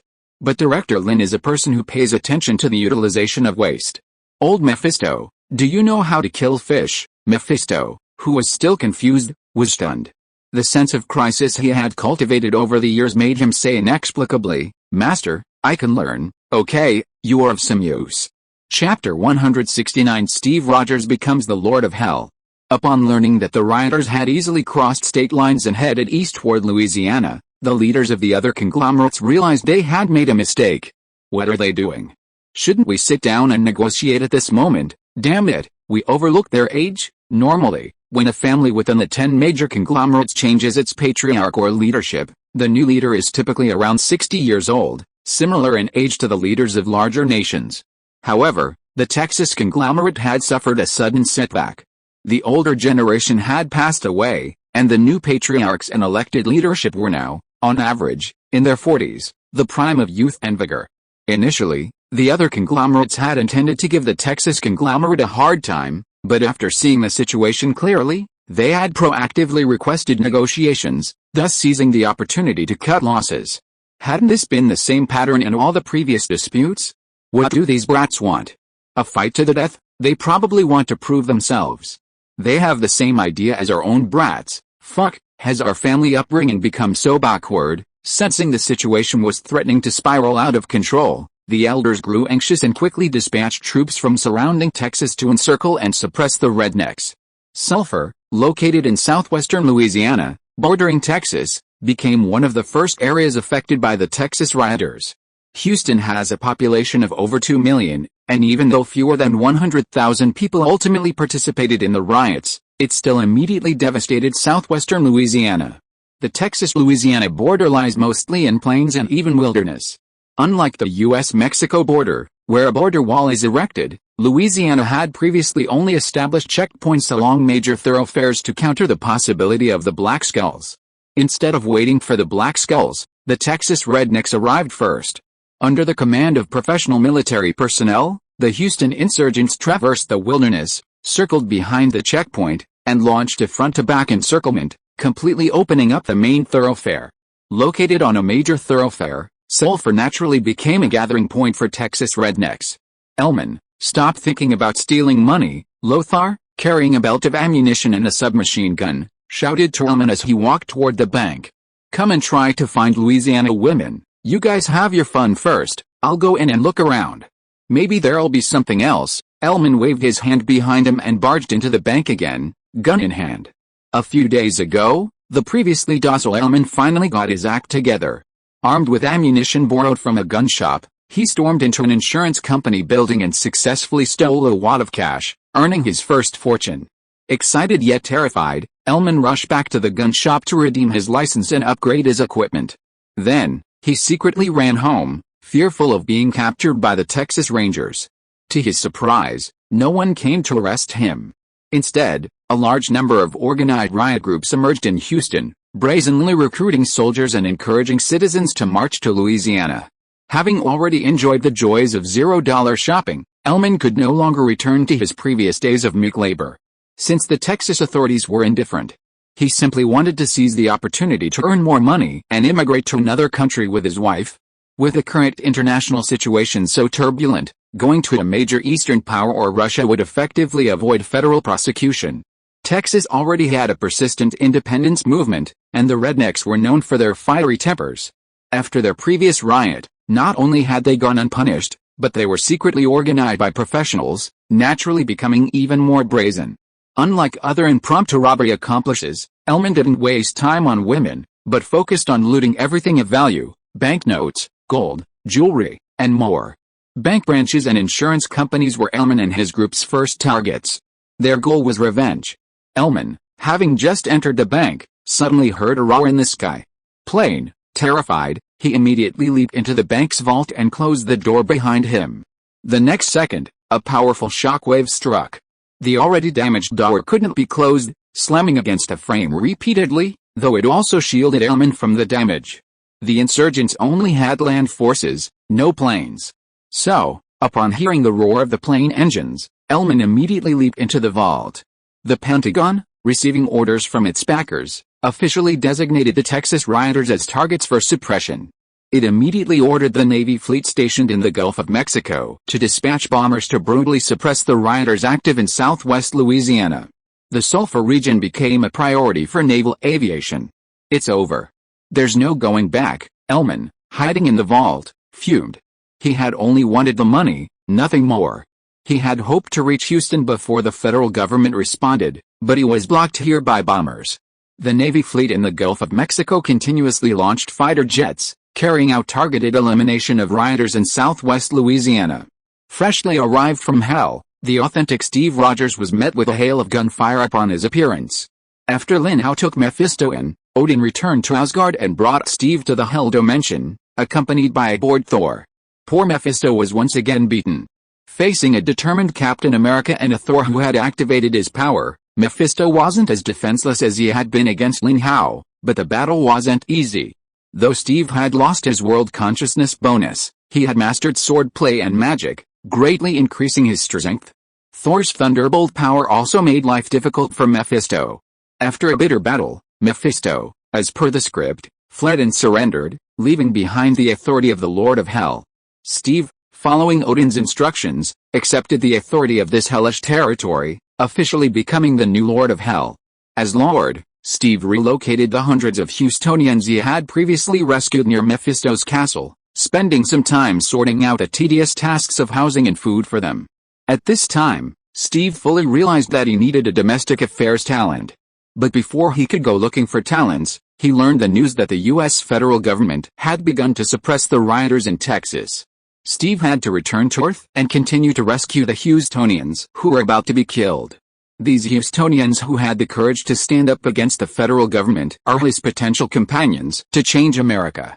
After possessing the power of the Lord of Hell, Steve's strength increased greatly. He appeared in self and quickly flew into the sky, throwing a magic round shield at the high-altitude fighter plane. The sharp round shield actually cut through the fighter plane's shell, igniting balls of flames. Unit 013 reports that the enemy has been discovered, and it is the villain who appeared in Houston before. If you're listening to this novel on a channel other than Fanfic World, it means they downloaded and uploaded it without effort. We cordially invite you to visit our channel, Mundo Fanfic Novelis. There you'll find the original version of this story and you can explore many other novels of various genres. We're waiting for you to immerse yourself in a world of incredible novels. Chapter 170: The Lone Star Republic in Hell. Hearing the explosions finally ceased outside, Ellman cautiously climbed out of the bank vault. The streets of Sulphur were littered with craters and bloodied bodies. His companion, who had happily shopped for $0 with him half an hour ago, now lay motionless in a pool of blood. Confronted with this scene, Ellman truly realized he had stepped onto the brutal battlefield. He stumbled forward, his footing slipping, and he fell. Looking down, he reached out and found himself stepping on a greasy, white intestine. Ellman could no longer hold it in, and hot fluid erupted from his stomach, vomiting all over the floor. "Are you okay?" a gentle voice echoed in his ears. The real Steve Rogers handed Ellman a bottle of water. "Thank you." Ellman took it, then drank the water and began vomiting again, until he had vomited all the way out. "Are you from Houston too?" Steve asked. Ellman regained his composure and looked up at the strange blond man. "Don't be nervous," Steve waved, opening the portal to hell. Through the portal, Elman spotted a valley of burgeoning construction. They're all from Houston residents who survived the Black Skull incident a few days ago, Steve explained. I just rescued some of your companions. You can come over if you'd like. Elman, you're still alive. Across the portal, Lothar, his face covered in gunpowder but still vibrant, exclaimed in surprise. How lucky. Elman was silent for a moment, then stepped through the portal. The federal government had already dispatched troops to suppress the rebellion, making it difficult for him to escape from Sulphur back to Houston alone. Texas authorities hadn't officially declared resistance to the federal government, so they would likely help eliminate these rioters. It might be better to temporarily join the mysterious man's group and then find a way back to Houston to find his wife. The valley across the way was picturesque. It was most likely a hidden location within the American mainland, though there was a small chance it was located elsewhere. Could it possibly be somewhere other than Earth? With these thoughts in mind, Elman stepped through the portal. His temporary companion, Lothar, immediately greeted him with a smile. Welcome to hell. What? Elman stared blankly, bewildered. With a malicious grin, Lothar twisted Elman's shoulders and tilted his head towards the desolate, bloody scene of hell in the distance. See? This is the legendary hell. Elman said nothing, turned around and tried to run back, but the portal had vanished, leaving him running in vain. Are you kidding? I don't want to go to hell. I want to go back to my wife, she's waiting for me. Faced with Elman's outcry, Lothar sneered, can you go back? The federal government has labeled us thugs who must be eliminated. Murderers get a trial and a defense, but we will be eliminated immediately. Elman fell silent. Indeed, he was no longer just a robber in the ordinary sense, but an insurgent. After all, the federal government wouldn't use fighter jets against robbers. Steve, who remained in the human world, searched the entire city of Sulphur County, offering every living Houstonian the opportunity to choose, join if they wanted, but not if they didn't. After recruiting his men, he went to supermarkets and hypermarkets, mobilizing the Houstonians he'd rescued earlier to move the supplies. Steve's hell base currently numbered less than 1,000, the vast majority male. If fully mobilized, establishing a gathering point would be easy. After clearing out several hypermarkets, the roar of fighter jet engines could be heard overhead. The Pentagon and the American leadership wouldn't tolerate Steve's free movement. While they'd already lost valuable fighters and pilots, the casualties weren't the signs of the consortium, so the old guard wouldn't care. Steve, unwilling to engage in a pointless battle, cleared the supplies and returned to the Hell Dimension. He stepped onto a platform made of boxes, regaining his original form, and using magic to amplify his voice. My fellow Americans, I am Steve Rogers, Captain America from another universe. The authorities may have claimed I was an imposter, but I am who I am. I don't need to pretend. The first group of Houstonians rescued had already learned Steve's identity in Asgard, but the Houston rioters he'd just rescued looked shocked and skeptical. You may not know why your once peaceful life has turned out this way, but I do. The Black Skulls you've seen are demons from hell, essentially powered by an energy called hellfire. This energy burns the human soul and is contagious. Steve chose to omit the details of evil and God's purging of the world as a vengeful spirit. If he'd told them directly, these ordinary people would likely have collapsed. After all, how many could accept the fact that they were evil spirits to be purged by God? The Black Skulls first appeared in Austin. I don't know why they appeared in Houston, but I witnessed the situation unfold and escalate firsthand. Not many Houston residents died in this sudden attack. Most tried to hide in their homes, waiting for authorities to rescue them. The first group of Houston residents rescued fell silent, some sobbing as they thought of their loved ones who had died tragically. They are the residents who hid in the city and didn't escape, Steve explained to the newly rescued Houston rioters. The government says there are no more survivors in the city, someone whispered. Idiots, can you believe what they say? The person next to him scoffed. I bet those hiding in the city were killed by the military. Just like we just did. That's right, a large number of Houston residents didn't die at the hands of the demons from hell, but in the military's bombing. Steve's face remained grim as he spoke of these things. To prevent the scandal from spreading, the authorities not only blocked Houston's signal, but also sent the military into the city to clean up the lucky few who survived. Fuck, those congressmen deserve to die. The first group of Houstonians rescued gritted their teeth. They had rushed to the army that day, full of hope, hoping to embrace the light, but what they were greeted with was cold, merciless bullets. This time, it was the rioters' turn to remain silent.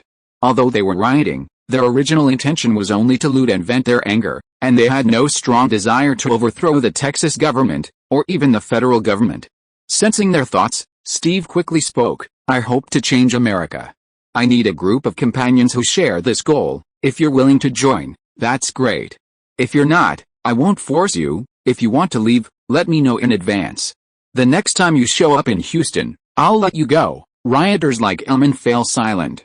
My fellow citizens, this may be hell, but it's also a place of hope for changing America. We will start from hell and make America a true paradise for patriots. Steve's words touched the hearts of the first Houstonians rescued. Someone immediately pulled out a flag, the Lone Star Republic, and planted it on a wooden pole. This person waved it vigorously, shouting, "From now on, this is the Republic of Texas." Steve, standing on the dais, saw this and didn't stop him. If the stars and stripes didn't represent justice, Steve was willing to try a flag with only one star. As long as the core remained the American nation, it would be fine. No one really thought the protagonist was flattering Steve, did they? Again, to kill, you must first destroy the heart. Chapter 171 Director Lin's Great Harvest. Of course, changing a world-class nation can't be accomplished overnight. Lin Hao didn't expect these two small actions to trigger a wave of anti-American riots in Texas. Even if the Texas rednecks were strongly motivated by independence, they wouldn't rashly declare independence. This was just a seed he casually planted, the first cut into the American landscape. To trigger an American civil war that would penetrate the ranks of ordinary people, Director Lin would need more manipulation. Regardless of how the future unfolds, at least the results of this incident were very impressive. Tom Riddle and Arnim Zola, who took the actual action, and Odin, the God King who made indirect insinuations, were all contracted minions of Lin Hao.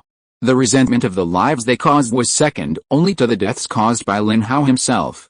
The number of Houston residents killed in this incident is roughly estimated to be at least 500,000 to 600,000, equivalent to a quarter of the total population.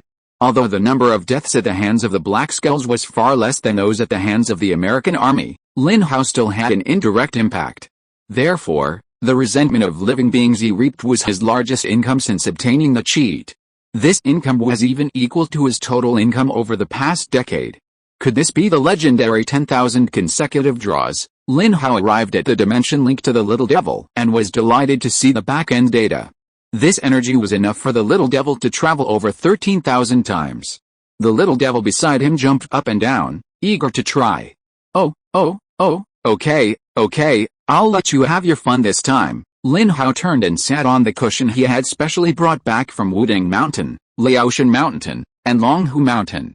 Yes, 3 cushions stacked on top. The 3 pure ones were at the top, Zhenwu was next, and Xianqi was at the bottom. After holding his breath and concentrating for a moment, Lin Hao waved his hand and shouted to the Little Devil, "Begin." With a whoosh, the Little Devil disappeared. A moment later, he returned with a landscape painting. From Flirting Scholar, a painting of spring trees and autumn frost. Sure, I can already imagine Stephen Chow scolding someone, Lin Hao chuckled unkindly. Anyway, Qiu Xian can draw it in the time it takes her to turn around 9,527, you'll just have to work harder. Lin Hao hung up the painting, the ink still wet. In the time it took him to turn around, 3 more objects appeared on the floor, Batman's pointed chicken ears, Yin Xianchao's on the self-cultivation of an actor, and Jigen's tattered hat. Is this provoking Stephen Chow? Lin Hao was speechless, his expression akin to someone who had missed out on billions. At least bring back Jigen's tattered fan. Or at least a roast chicken. He repeatedly examined Jigen's tattered hat, but aside from leaving a foul odor on his hands, he found no signs of energy absorption or replication, proving it was just an ordinary, worn-out hat. After Stephen Chow's special performance, the next item was even more ordinary, so ordinary that it numbed Lin Hao. Besides the Little Devil still enjoying himself, Lin Hao, feeling no stimulation at all, was already on the verge of dozing off. Fortunately, this time, the energy was sufficient for the Little Devil to have a good time. About 2 hours later, Lin Hao, almost dozing off, felt his hands burning hot. Suddenly, a basketball-sized fleshy ball appeared. From wind and cloud, Dragon Yuan. How can a Dragon Yuan be this big? With Lin Hao's current strength, the heat from the Dragon Yuan wasn't a concern, but the basketball-sized size surprised him. I see, that's before I cut it. As he touched the Dragon Yuan, Lin Hao received a prompt to absorb the energy. Without hesitation, he chose to absorb, receiving 7 streams of pure life energy. Great! Now I've finally achieved my small goal of immortality. Excited, Lin Hao left his futon and approached the test bench. He used the knife to cut open the basketball-sized Dragon Yuan, revealing 7 smaller Dragon Yuans. Because their energy had been drained, the 7 Dragon Yuans didn't emit a dazzling light or fly out on their own. They were just 7 small, dark red lumps. However, this didn't prevent Lin Hao from extracting samples for cloning. After cultivating the embryo for a while, and then applying the power of time to it, a giant azure dragon floated above Lin Hao's head. Deer antlers, horse face, eagle claws, snake body, and fish scales. It was an authentic Eastern dragon. Looks like it's from the TV series, not the comics, Lin Hao muttered. The dragon in the comics was actually an ancient Tyrannosaurus rex, far less imposing than the azure dragon in the TV series. With the living azure dragon, the artificial azure dragon fruit could be arranged. First, he signed a contract with a 100-year-old azure dragon. Then, Lin Hao continuously added the power of time to it, working his way from 100 years to 100,000 years. Stop, stop, stop, it's over. The azure dragon actually spoke in a human voice. Master, it's past its peak. Seeing this, Lin Hao had no choice but to reduce its age by a few tens of thousands of years, fixing it at 60,000 years. No, Zhaoking, are you already weak? Lin Hao frowned. The Dragon Clan often has dozens of Wei Yuan, and you're already weak before even a single Wei Yuan. Master, I haven't learned any martial arts, Zhaoking said bitterly, floating in the sky. I can only rely on my physical talents. Alright, Director Lin wasn't unreasonable. The point was, he didn't care about the small gains from arguing with others right now. He toiled for a while, producing several artificial azure dragon fruits. Suddenly, he looked up and stared at Zhaoking's abdomen. Master, your eyes are frightening me, Zhaoking said weakly. Just so you know, I'm a male, even in my form. Damn it, Lin Hao cursed, then asked sternly, are there any Dragon Yuan left in your belly? No way, Zhaoking was confused. I was only just born, why are you panicking? You can't die as long as I'm here. You can have as many Dragon Yuan as you want, Lin Hao said confidently. The dragon essence the little devil had brought back had been absorbed by the cheat. Lin Hao had tried this before, but discovered that the power of time couldn't restore items absorbed by the cheat to their pre-absorption state. Otherwise, Lin Hao would have been stuck in a bug and kept absorbing it. However, the azure dragon Lin Hao had cloned could produce infinite dragon essence. Can I not cut it? Zhaoking asked weakly. Then there is. Lin Hao smiled cruelly. A flash of his blade, dragon blood splattered, and a basketball-sized dragon essence fell. The power of time covered it. Another flash of the blade, another splash of dragon blood, and another basketball-sized dragon essence fell. The power of time covered it again. After collecting 10 large dragon essences, Lin Hao stopped. Zhaoking could no longer fly, and lay trembling on the ground. Although her body was unwounded, her dragon heart was already riddled with wounds. Director Lin was not one to take things for himself. In addition to his contracted subordinates, he also provided prizes to outstanding colleagues within the Divine Spear Bureau. Dragon Essence not only grants longevity but also greatly enhances martial arts skills. Great, another strategic resource, Lin Hao exclaimed joyfully. Upon hearing this, Zhaoking on the ground trembled violently and shivered. Master, can you give me a few brothers? Zhaoking pleaded, I'm so lonely as a single dragon. Tisk, do you need brothers? Lin Hao glanced at it and pointedly said, you need brothers to take the blame for you. Despite this, Lin Hao continued to clone 6 more dragons, deliberately changing their colors to red, orange, yellow, green, blue, and purple, completing the rainbow. Very good, from now on, you must love each other. Director Lin swung his sword again, releasing 60 more great dragon essences. Maintaining equality. Zhaoking, having recovered, looked at the other 6 brothers with a sly grin. Haha, at least I'm not the only one suffering. The other 6 dragons suddenly understood.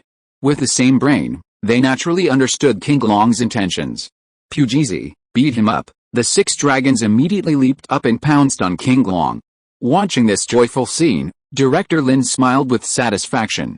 The little devil was still on the move, and after the dragon essence, there were no gains for several hours. Lin Hao took some time to eat. The little devil, who had returned in an instant, suddenly threw a furry tail at Lin Hao, which landed in the rice bowl.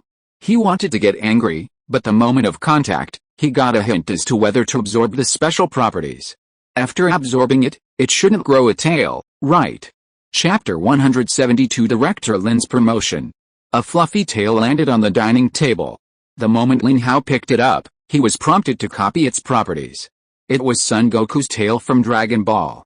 After over a decade, he finally had an item from the Dragon Ball world, and it was extremely valuable.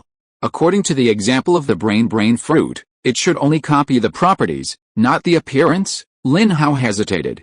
But what if he had been penniless before, with no choice, but now with status and position, he cared about his image? But the Saiyan's traits are really powerful. After thinking for a moment, Lin Hao decided, let's go for it. After copying, Lin Hao immediately rubbed his butt, a look of relief on his face. Luckily, fortunately, I didn't grow a tail. When the little devil returned, Lin Hao grabbed it and asked, how did you get the tail? Woo woo woo woo. You saw Gorilla going crazy, and then a flying raccoon cat turned into a pair of scissors and cut the gorilla's tail off. Lin Hao was stunned. No way? It's been over a decade here, and only a few months in the Dragon Ball world. Goku had just appeared when he received Bulma's panties and the Universal Capsule over a decade ago. This was Goku's first transformation, destroying Pilaf's castle. No wonder there's so little energy in his tail. He hadn't even taken a disciple at that point, relying solely on his body to accumulate energy, and he hadn't yet learned how to use it. Getting Goku's tail and thus copying the Saiyan's traits was already a huge win. It didn't matter if he couldn't learn Kamehameha, because he already had his own dragon-shaped energy wave. Waving his hand to let the little devil use up his remaining energy, Lin Hao returned to the test bench and cloned a sample from his tail. Soon, the naked little Goku jumped out of the incubator. Uncle, where's this? Little Goku looked bewildered, but he quickly absorbed the common sense Lin Hao instilled in him and mastered the pronunciation. This will be your home from now on. Lin Hao patted his head, ultimately not using the power of time to accelerate his growth, leaving him at the age of 6 or 7. Just think of it as a childhood memory. After all, the little Goku before killing Piccolo is the most iconic. After waiting for several more hours, the little devil finally used up the grudge of living beings he had harvested. He didn't seem tired at all, but rather felt a sense of loss. I didn't even feel it, and you're gone. Over 13,000 chances had been exchanged for dragon essence and little Goku's tail, granting him a long lifespan, immense life energy, and the Saiyan physique, a truly bountiful harvest. Accompanying the 7 dragons and little Wukong, now dressed in blue, Lin Hao left the dimension link to the little devil and returned to his San Francisco estate. This seaside estate was small. Ever since obtaining Tom Riddle's notebook, Lin Hao had encased it in a magical shield, allowing only normal views from the outside, effectively a disguise.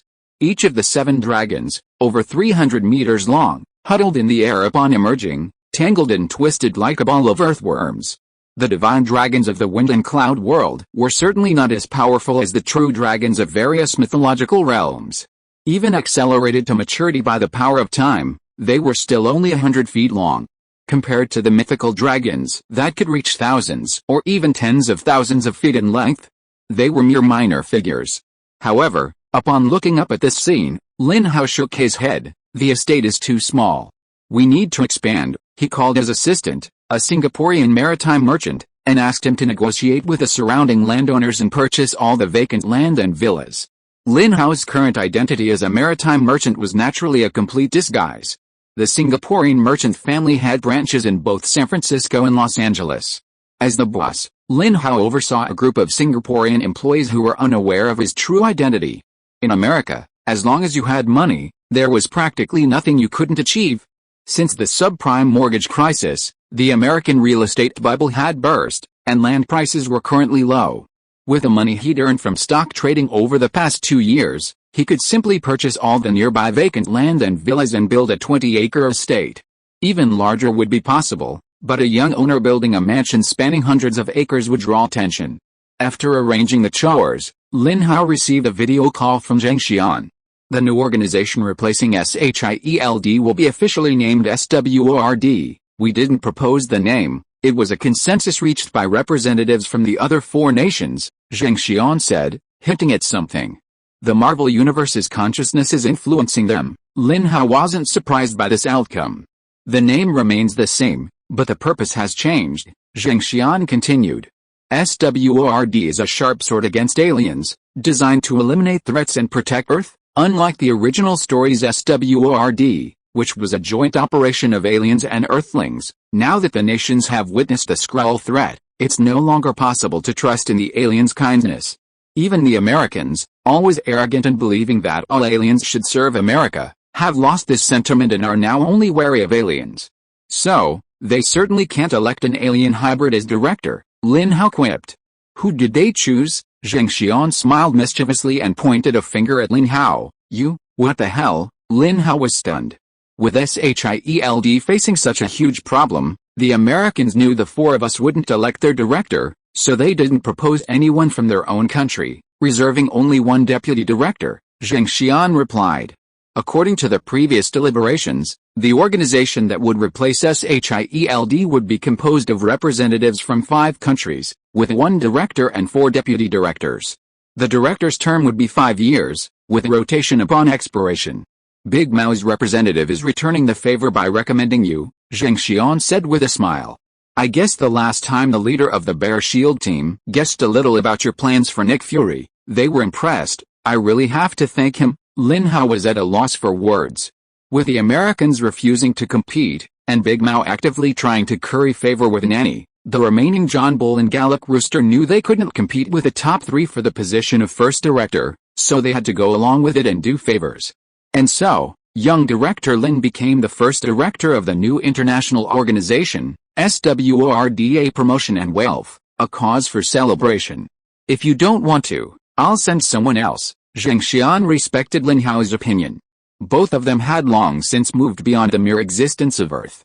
Lin Hao pondered for a moment, then smiled. What's there to be unhappy about with a promotion? With a mastery of space magic, Earth felt like home, making it easy to get around. Besides, Director Lin Hao, a bespectacled, refined man, what connection did he have with a masked demon? After cloning his Saiyan physique, Lin Hao no longer worried about facing Big Mom's might. While Goku was still a long way from becoming a Super Saiyan, Lin Hao was able to create a new future through training in battle, allowing him to directly use the power of time to capture the fruits of that future. Before cloning his Saiyan physique, Lin Hao's future didn't include a Super Saiyan branch, but after cloning, through training in battle, this branch emerged. Okay, as long as you're happy, Zheng Xian could already foresee what the future of the Heavenly Sword Bureau would look like.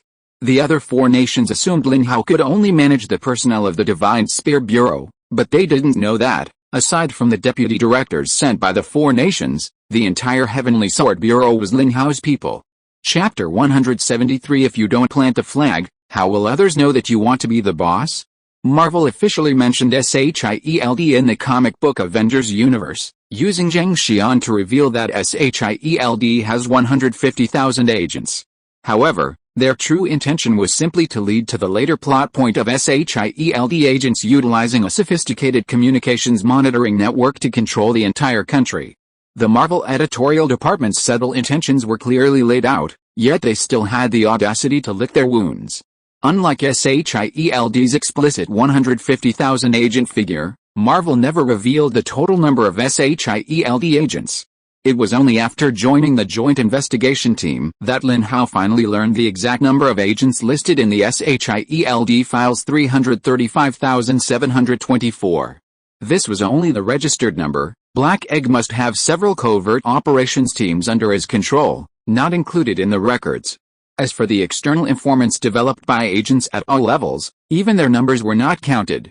Ever since the Americans, using the power of the heroic Homeland Defense Attack and Logistics Agency as a pretext for becoming the so-called International SHIELD, the organization has grown rapidly, boasting not only branches and bases around the globe, but also recruiting skilled agents from around the globe. The Americans are always the first to select intelligence gathered, sharing only information that is unimportant, not threatening, or of little benefit to them. The reason for this is, everyone has invested, so they deserve to share some of the fruits of their labor. Even with personnel from 5 countries, the vetting of over 300,000 individuals would still take 2 or 3 years to complete. However, establishing a new organization couldn't wait that long, so a simultaneous vetting and formation process was adopted. Those who passed the vetting process were immediately assigned to the newly formed SHIELD, though their positions were inevitably adjusted. Gideon Malik's personnel became targets for Hydra's infiltration of SHIELD and were eliminated. However, Alexander Pierce's personnel, have become the backbone of SHIELD upon learning that his operatives within SHIELD were under scrutiny. Daniel Whitehall immediately understood Pierce's intentions and surrendered. Baron Strucker completely sided with Pierce, and Pierce reciprocated by handing over part of the Malik family's Florida holdings to Strucker, allowing him to finally realize his ambition of expanding into the American mainland. After making an example of someone, Pierce's clone, along with Arnim Zola, became the de facto controller of New Hydra. Following deliberations by the World Security Council, the new international organization, SWORD, would no longer be headquartered in any single country, but would instead use the 3 helicarriers built during SHIELD's previous InSight operations as mobile headquarters. SHIELD's previously distributed international offices were retained, but their primary responsibility was changed to monitoring all paranormal phenomena and alien activity, removing their authority to gather routine intelligence across regions. Director Lin took office on February 21, 2010, the 8th day of the Lunar New Year. With a special operations team led by Zhao Yi, the Saber, Runana, the Weather Witch, and Shenbing, Lin Hao, dressed in a sharp tang suit and still wearing glasses, arrived at the SWARD headquarters over the Pacific Ocean aboard a Shunmiao Bureau transport plane. 3 aerospace carriers, arranged in a triangle, would patrol the world's high seas at an altitude of 10,000 meters, providing immediate support to ground-based operations for any paranormal anomalies and defending against attacks from outer space, becoming Earth's first line of defense.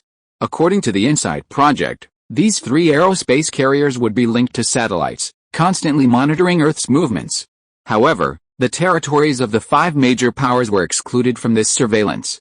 Any camera on a satellite or carrier aimed at them would automatically obscure them, rendering them blank. This was a shielding system developed by a joint technical team from the 5 major powers. Unfortunately, their technology pales in comparison to Lin Hao's. Former Director Lin, now Director Lin, could perfectly circumvent this shielding system and obtain high-definition, uncensored internal footage. As for countries outside the 5 major powers, they had no choice but to accept their hegemony.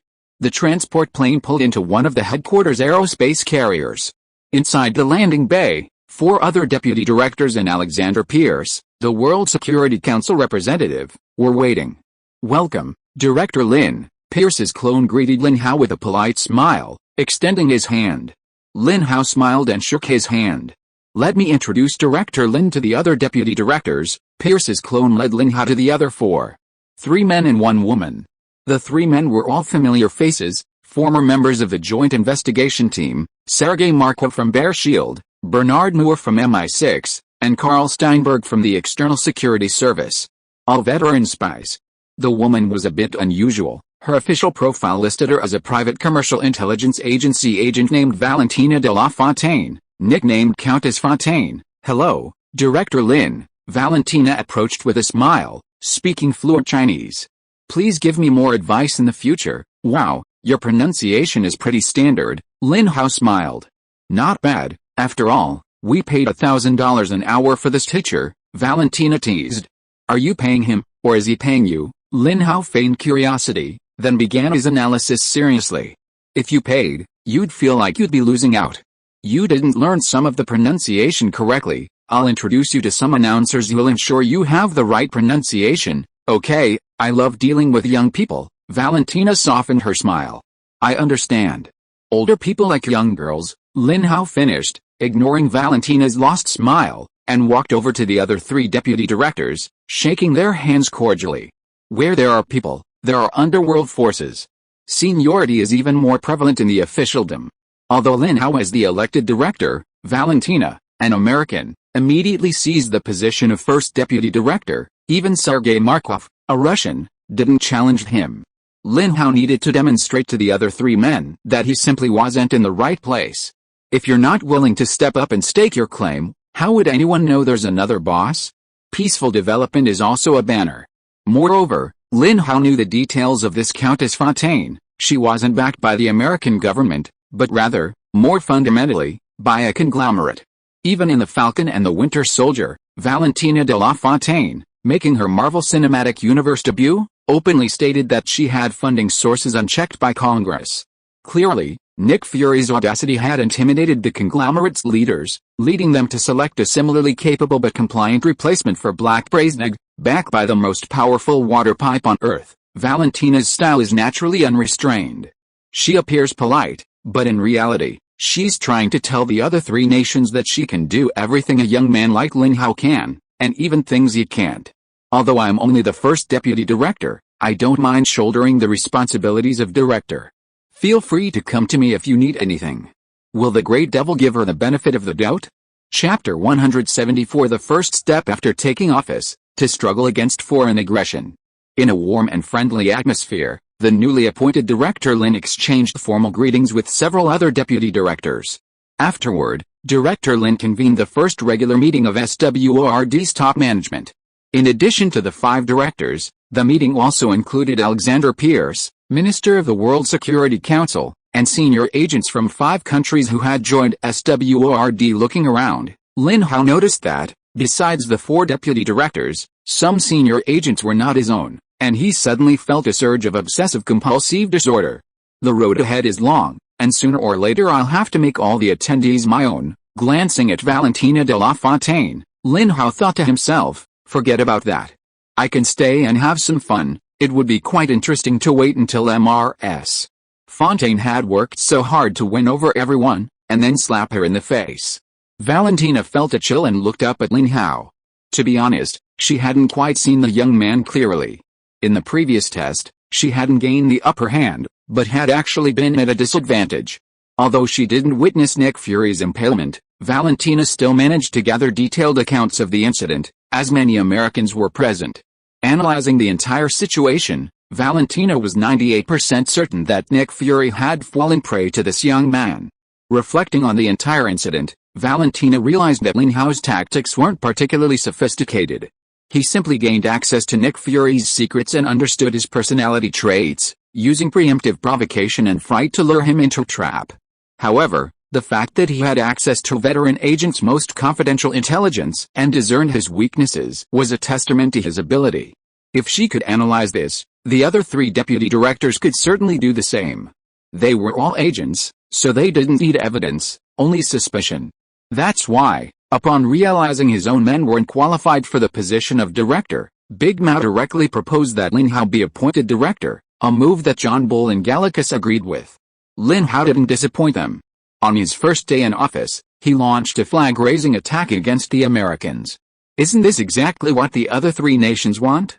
If the second-in-command who's risen to prominence in recent years doesn't have the courage to challenge the first-in-command, what's the point of all this? They can only maintain their current attitude and continue to acquiesce in the first-in-command's leadership. This is our first meeting, so perhaps you're not familiar with my style. After everyone arrived, Director Lin looked around and said, I'm a straightforward person and don't like to waste time. Today, SWORD truly has the air of an international organization. Every attendee has been given a state-of-the-art automatic translator, capable of real-time translation from various languages to eliminate communication barriers. Unlike the former SHIELD, where not a single word of foreign language could be heard from top to bottom. Of course, everyone in this conference room is fluent in the 5 major languages, but using their native language in international communication is a way to maintain their image.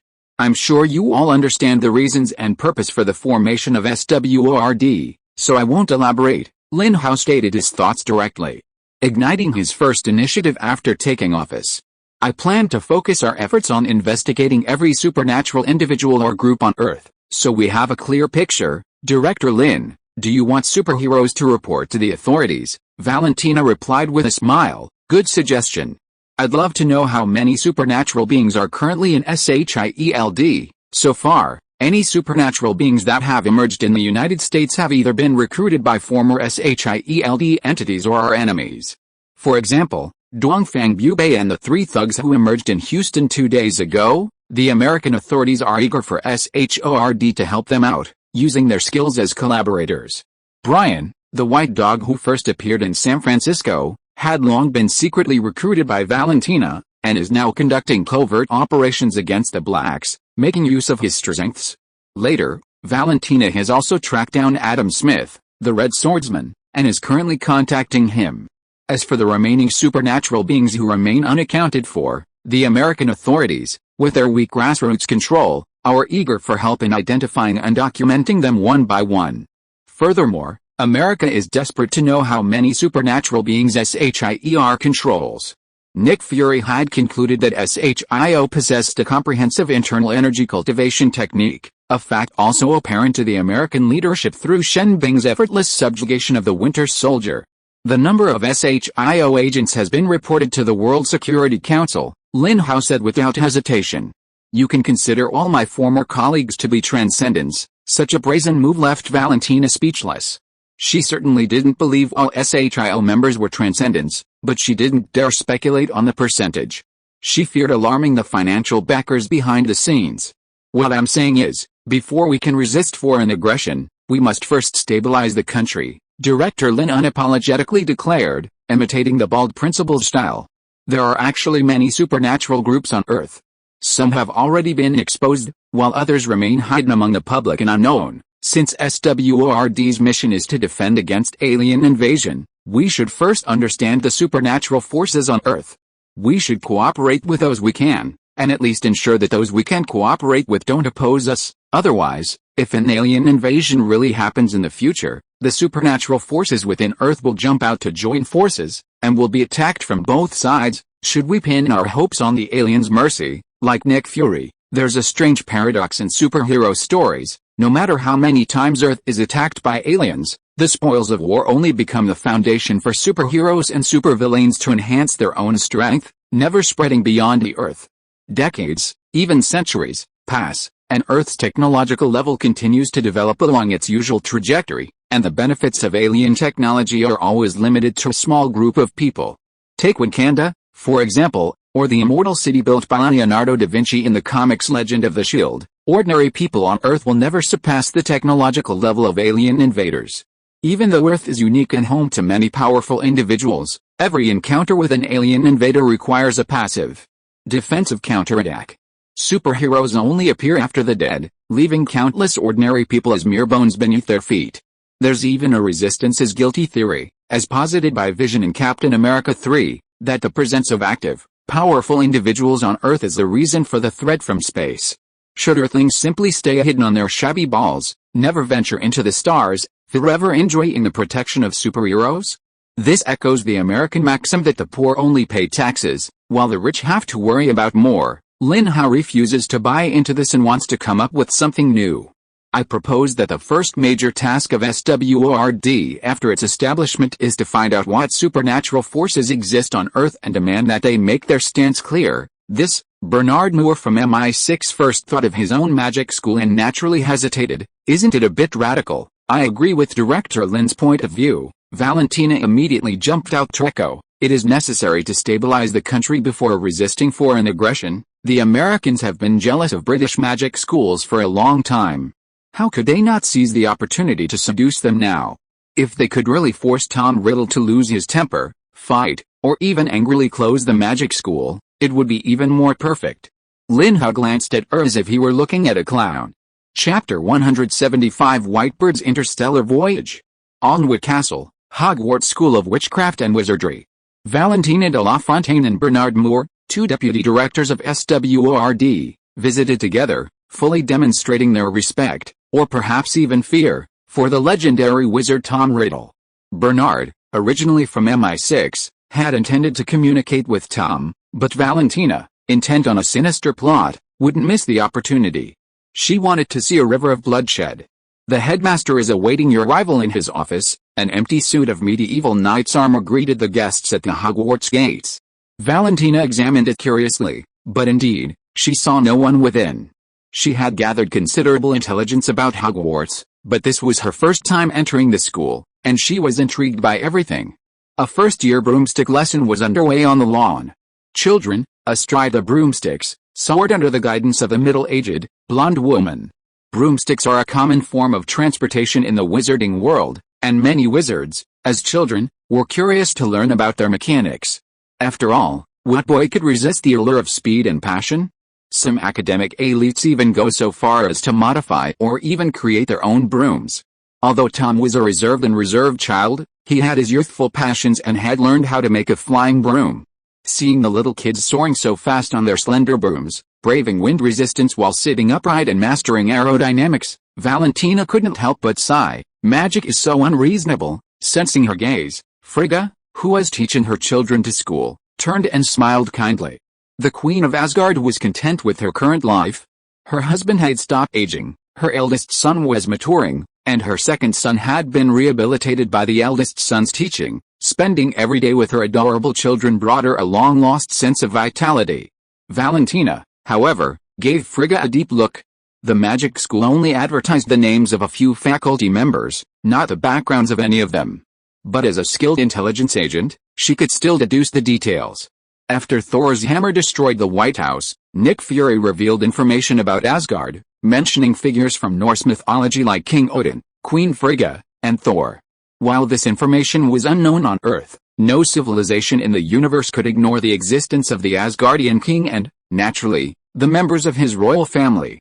Dressed in Nordic-style robes and named Frigga, she made no secret of her identity. This revelation naturally embarrassed the Americans, who had already unilaterally designated Asgard a hostile alien force and openly issued a wanted warrant for its prince. However, the other 4 nations, including Britain, ignored the revelation. The Americans, unwilling to lose a spot on their magic school, had to pretend not to see it. The answer bandits were even cowardly when they needed to be. Walking a little further, they spotted Yang Guo, most likely in ancient Chinese, teaching physical education to children from another academy, practicing his boxing moves with unbridled force. Does this person possess inner strength? Valentina suddenly realized, and naturally turned her gaze to the European and American students in the queue. She figured she should send someone to thoroughly question the little brats about what they learned in school when they returned home for the holidays. With their professional skills, how could they possibly be unable to pry open the little brats' mouths? With these thoughts in mind, the armor led the two to Tom's office. To prevent Valentina from deliberately causing trouble, Bernard from MI6 stepped forward and bowed slightly to Tom. Principal Riddle, I apologize for coming uninvited. Tom glanced at the two from behind his desk, his expression still impassive. I've met this gentleman before, but Mom, this is my first time meeting you. What an honor. Bernard, deliberately silencing Valentina, looked incredibly excited. It's truly an honor to be remembered by Principal Riddle. A new international organization has recently been established on Earth, called SWORD, dedicated to combating the alien threat. Principal Riddle must already be aware of their existence. Tom nodded calmly. So, in order to unite all forces on Earth to counter the aliens, SWORD will first gather a unified understanding of Earth's supernatural forces. Bernard weighed his words carefully, not giving Valentina a chance to lash out. On behalf of SWORD, we'll ask Principal Riddle a few questions. We need to keep it on the record. Valentina finally seized her opportunity. Ignoring Bernard's murderous glare, she said with a smile, it would be best if you could explain the internal details of the magic school and the backgrounds of the teachers. Tom stared at her. Honestly, as a dog of the consortium, Valentina was indeed even more fearless than Nick Fury. She would take any risk to complete her master's mission.